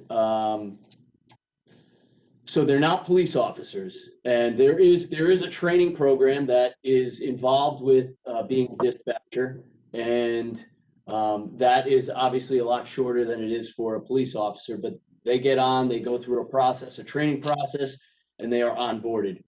We currently are showing 21 fully certified dispatchers currently with both towns. Chief, can I just follow up on that? With regard to the direct correlation to the police or fire for that matter, will there be a supervisory, like a lieutenant, captain, someone who the dispatchers report to? Yeah, that's a good question. We currently have in the interlocal agreement that between all the municipalities, it will be a captain of the Fairfield Police Department who will be managing the ECC. That may change as time goes on and maybe more municipalities come on, but as it stands right now, that is in the interlocal agreement. Okay, thank you. Thank you, Mr. Testani. Mr. Bateson. Yeah, thanks, Jim. Quick thing, I just want to refresh my memory where we are in this process. We already approved the original amount, so what's coming before us is just going to be an increase in the original bond resolution. Is that the way it's going to happen? Yes. Okay, thanks. All right, thank you, Mr. Bateson. Ms. Charlton. Thank you, Mr. Chair. This question's probably for Jared. And maybe it's getting a little bit ahead of ourselves, but if we bring additional towns on, and forgetting about operating fees for a moment, but Fairfield and Westport will have put up all the initial capital. And so getting back to, I think Ms. Marmion alluded to this a little bit, how would we think about that in terms of a fee structure and recouping capital from towns who come in later? And, how does that impact, the bonding that we have? So if that were to, if we're somehow recouping fees that reimburse us, if you will, for costs that we've bonded for upfront capital, has there been any thought about how that might work? We are talking about that. As I said, we're still in the stages of developing what the structure is going to be. And we've talked about different ideas. One of the ideas was to have some kind of entry fee for exactly what you're saying, a one-time entry fee, in addition to whatever the annual fee is that we charge the communities that come into it. Okay. Yeah, thank you. That makes sense. It may just be as we think about it, again, I know it's getting a little bit ahead of ourselves, but it's probably worthwhile thinking about how we look at those fees and, how they're reflected. If we've got a 20-year bond here and we're getting, fees that are effectively reimbursing us for capital costs that we've put up, that's probably not operating revenue going forward. But it would be, as we move forward and think about it, I think that's part of the thought process we should go through. Thank you. Thank you, Yeah, Mr. I think there's a general rule of thumb that we would probably use, that if it's a one-time, any of the one-time fees, if we end up doing that it wouldn't be used for operating. That would be used to, capitalize something so that for future costs related to replacement of equipment or, any costs like that. Thank you. Okay, further questions from the board on this topic? Mr. Walsh. Good evening, Mr. Schmidt. To follow up on that, because that's where all my questions were heading, which Ms. Charlton and Ms. Marmion kind of started the ball, but I'm trying to figure out how this is a great deal if Fairfield and Westport are putting up all the money, all the capital, bonding our taxpayers for it, right? And somebody like New Canaan comes in and doesn't seem to me, at least in the numbers, to be paying their fair share, because when you went over the operating expenses for 2022, and correct me if I'm wrong on these numbers, I wrote them down kind of quickly on some spare pieces of paper I have here, but you said Fairfield's share would be $1,693,000 for operating costs. And let's not talk capital right now. and Westport would be half of that, so it's approximately $850,000. But New Canaan only has to pay $70,000. Now, New Canaan's, I think, either first or second richest community in the state of Connecticut. Now, I know they don't have as many people as Fairfield. I get that. That's why Westport's paying half of what Fairfield's paying. But is New Canaan 1/10 the size of Westport? I'm trying to figure out how this all works, because $70,000 doesn't seem near enough on an operating expense side. I can answer that if you'd It like. seems like I'd like them to build it, them to pay the big part of the operating costs, and we'll come in and pay $70,000. I can answer that if you'd like, sir. Sure. New Canaan currently has a contract, an interlocal agreement with just Westport for their fire dispatch. As part of this, our Fairfield and Westport's 911 centers are being moved to Sacred Heart. So all of the 911 calls will be answered there. That's not going to happen with New Canaan.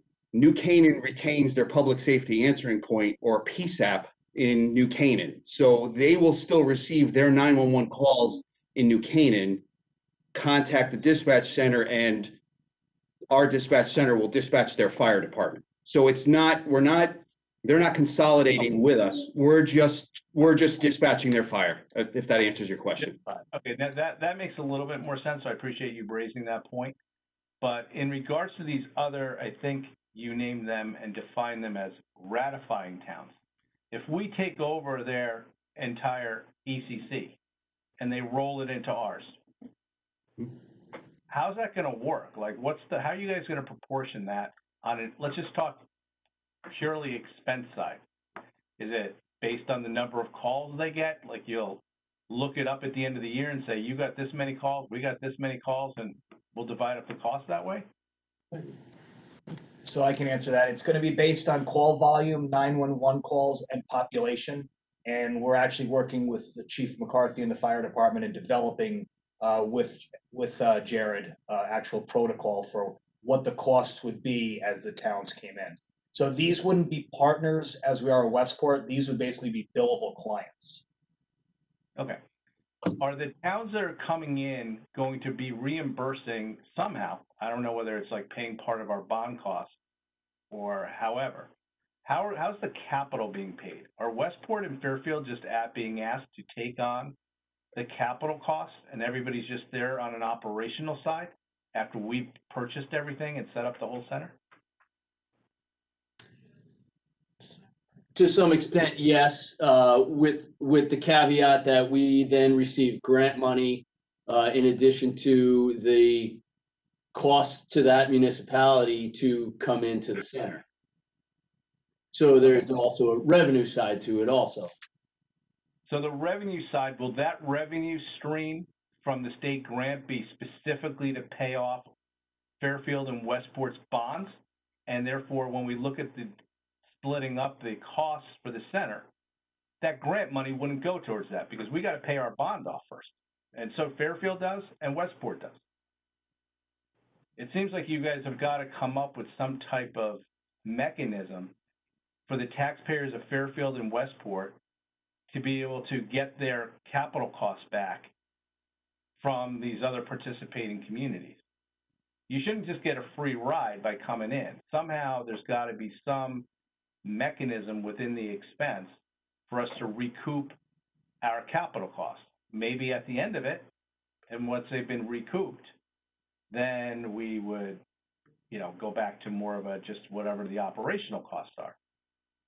But there's going to have to be some mechanism that you guys are going to be able to show me that shows me that other towns aren't just going to get a free ride on the capital side. And I'm glad you're thinking about it, but I think you're going to have to, think about that a little bit and make that presentation to us if you're expecting us to approve a bond on it. This is Caitlin. Can I just say one thing, or go ahead, Jared? No, go ahead. I understand what you're saying. One thing that kind of I thought about in terms of, so we're only going to issue our debt for the Fairfield piece, right, which is net of the state grant. So in terms of repaying that debt service, right? So let's just say I authorize, we're going to approve and authorize a 20-year bond or whatever it is.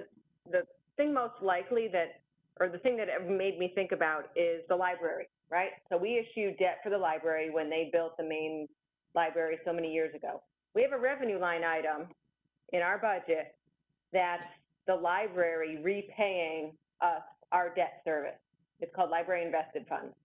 So I'm imagining if maybe I set up a revenue account, something similar to that, where it's a budgeted revenue line item, which in theory offsets my my debt service expense for those bonds. Yeah, I think that would work well. It's just you're gonna have to come up with a mechanism, I think, for, okay, let's just say it's Monroe or somebody like that, or some neighboring town, Trumbull, comes in and wants to join. What part of their expenses towards capital reimbursement based on some formula, and what part is for operating expenses based on the town size and the volume of calls as laid out by the police? And I think we did something similar with there's a couple different revenue line items for ECC subsidies, right, in this year's budget, because we thought it was going forward in 21. And I think we actually split out the state subsidy piece and the Westport piece, you know, already. So maybe I envision another revenue line item for these ratifying town subsidies or something. Okay. Again, I think they're working out the exact calculation of the amount that's going to be, but that's how I kind of envision the repayment of the debt service piece for the capital part. Okay. Because my next question, I guess, goes to the other part of the presentation that was the $90,000 IT increase in fiscal year 23. So first of all, why is there, I thought we were getting all new equipment in there. Why are we all having already an IT increase in a couple of years? Is Dave Kelly on? I know this. Yeah, sure. So the equipment that we're buying comes with a year or two of warranty or a year or two of licensing.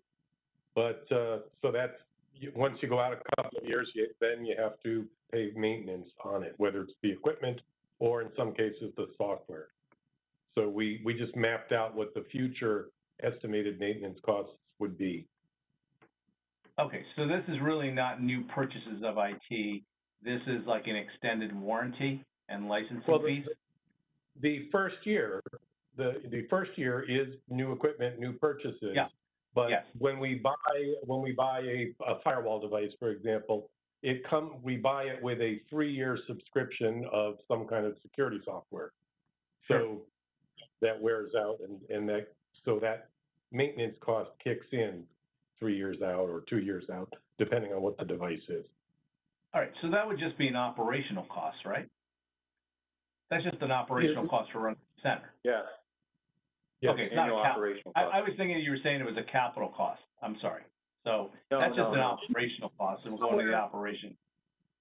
Somewhere much further down the road, whether it's 7 or 8 years, yes, we'll have to start replacing some equipment, which, I would call that maintenance, but yes, there will be equipment replacement down the road. Okay. So not only will we have to recoup some capital costs, but I guess there'll have to be some type of agreement on future capital costs on how that's going to be divided up in the future as this goes forward. Is there been talk about, like, if a ratifying community joins, how long they join for? Is it on a year-by-year basis, or is it like a 10-year agreement that they have to stay with us so we know that they're in?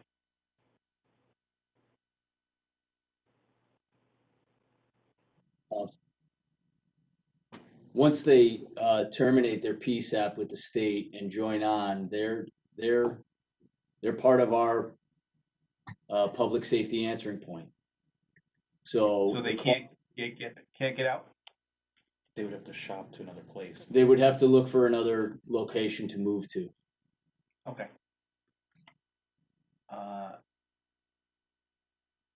All right, I just think some of these things are gonna have to be fleshed out a little bit, just to make sure that the capital costs are being recouped I think Caitlin's idea makes sense that it be a separate revenue line, but it's going to have to be accounted for when and sold to these other ratifying towns, so that they're aware that they're having to pay into the, already expended capital costs.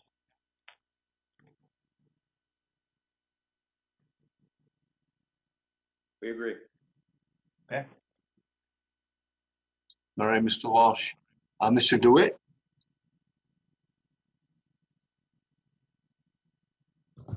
Thank you, Chris DeWitt. I just feel the need to say, what Captain and the Chief presented tonight are our Delta numbers, right? We all got to remember that, and I don't remember how many years it was because I'm trying to find it in my book, but at least 2 or 3 years ago, we went through this whole thing we're talking about tonight, and there was a plan to do the ECC. And there was a lot of discussion around capital. What I think we're missing here is if the ECC were in the basement still and we'd be replacing capital down there. But now we're moving to this new facility where, yes, the cost for new capital should be a shared cost, but I also thought there was some sunk cost for the town, right? And I thought that the total payback was a longer term solution. But just because I have to say it, we're on this path. We ain't getting off this path. We gotta figure out the exact numbers, and I agree with Mr. Walsh on that. But this path has been dug, and we just gotta follow it out now. Thank you. All right. Thank you, Mr. DeWitt. Mr. Testani? Yes, thanks. Thanks, Mr. Chairman. To the chief and the captain, if I recall, there are other communities that have implemented or have tried to implement an ECC program. From my days on the police commission in Trumbull, I remember Chief Lombardo talking about a potential ECC arrangement. I'm just curious, do you have an idea of what other communities have implemented this kind of program? That's A, and B, what you're saying you want to attract other towns and other participants. You have an idea of who you would go after and some kind of fee structure. I know we're talking about fees a little bit, and you may have alluded to that. I just was wondering if there were some numbers behind that. John, I'll let you speak to that. So there are other regional dispatch centers throughout the state. Up in Torrington, there's a few. I believe that Northwest Communication Center, they've consolidated a few. But as far as police departments and fire departments go, this I think is one of the larger ones where we're consolidating these two agencies and actually 4 agencies. This is one of the larger one that's going to be existing in the state. What was the second part of your question? No, I just wondered if you had a list of like primary targets of other communities that you'd want to have participating, and how much is there a fee structure or something, as Mr. Walsh alluded to, that might help us, meaning the town of Fairfield. We covered some of our capital outlay. Had other discussions with local communities that are joining. We are still in the process of working out that fee structure. We haven't come up with that yet. As far as like an entry fee, we haven't developed that yet. We were working on that. Okay, thank you. You're welcome. Thank you, Mr. Testani. Any further questions on this topic? Okay, seeing none. Thank you all for being here. Chiefs, officers, thank you for being here. You're welcome. Thank you. Chief McCarthy, you as well. Okay, we're on to we're moving on to the next topic, so you guys can drop off. Thank you. Good night. Everyone except the diehards. Okay, item number 10, to hear, consider, and act upon any communication. Mr. Schmidt, do you have any for us? No, I have nothing additional. Okay, just like to mention that Mr. Schmidt and I discussed the potential of a special meeting possibly next week with the tax assessor and the company that we contracted out for the reval. As the Board of Finance in the town charter does have a role in the assessment system. If you want to look it up, if you haven't, it's 8.3D. I did today. And the first sentence says, the Board of Finance shall install and shall modernize from time to time a system by which equitable and just values of taxable property within the town may be ascertained. So in the past, when we've had a reval, which 5 years ago, we did have the tax assessor in front of us and we had a discussion surrounding the reval. We'd like to do so again. We do not want to wait till March. As I know, Mr. Ross is very busy right now. Mr. Smith told me over the next 2 or 3 days. But we are looking to meet with him at some point next week. So, Mr. Schmidt, you're going to get back to me on that? Yes. Okay. I'll get back to you. All right. Just so the board is. In a second, and just ask, wouldn't the Board of Finance be more interested in meeting with the assessor after the Board of Assessment Appeals has finished their process so that the Board of Finance would better understand the impact after those appeals have finished and the impact on the town? Because I would assume that the Board of Finance is primarily focused on the financial impact, either way, of the reval on the grand list and on the growth of the town and how it impacts the budget. Well, we'll discuss that at that time, Brenda. But we've had these meetings with the tax assessor right around this time in the past, and Yes, I saw that. I just thought, usually it's after the assessment appeals are over so that you have a better understanding of the financial impact, because the finance board typically is focused on the financial impact of the appeals, I'm sorry. Okay. of the reval, I mean.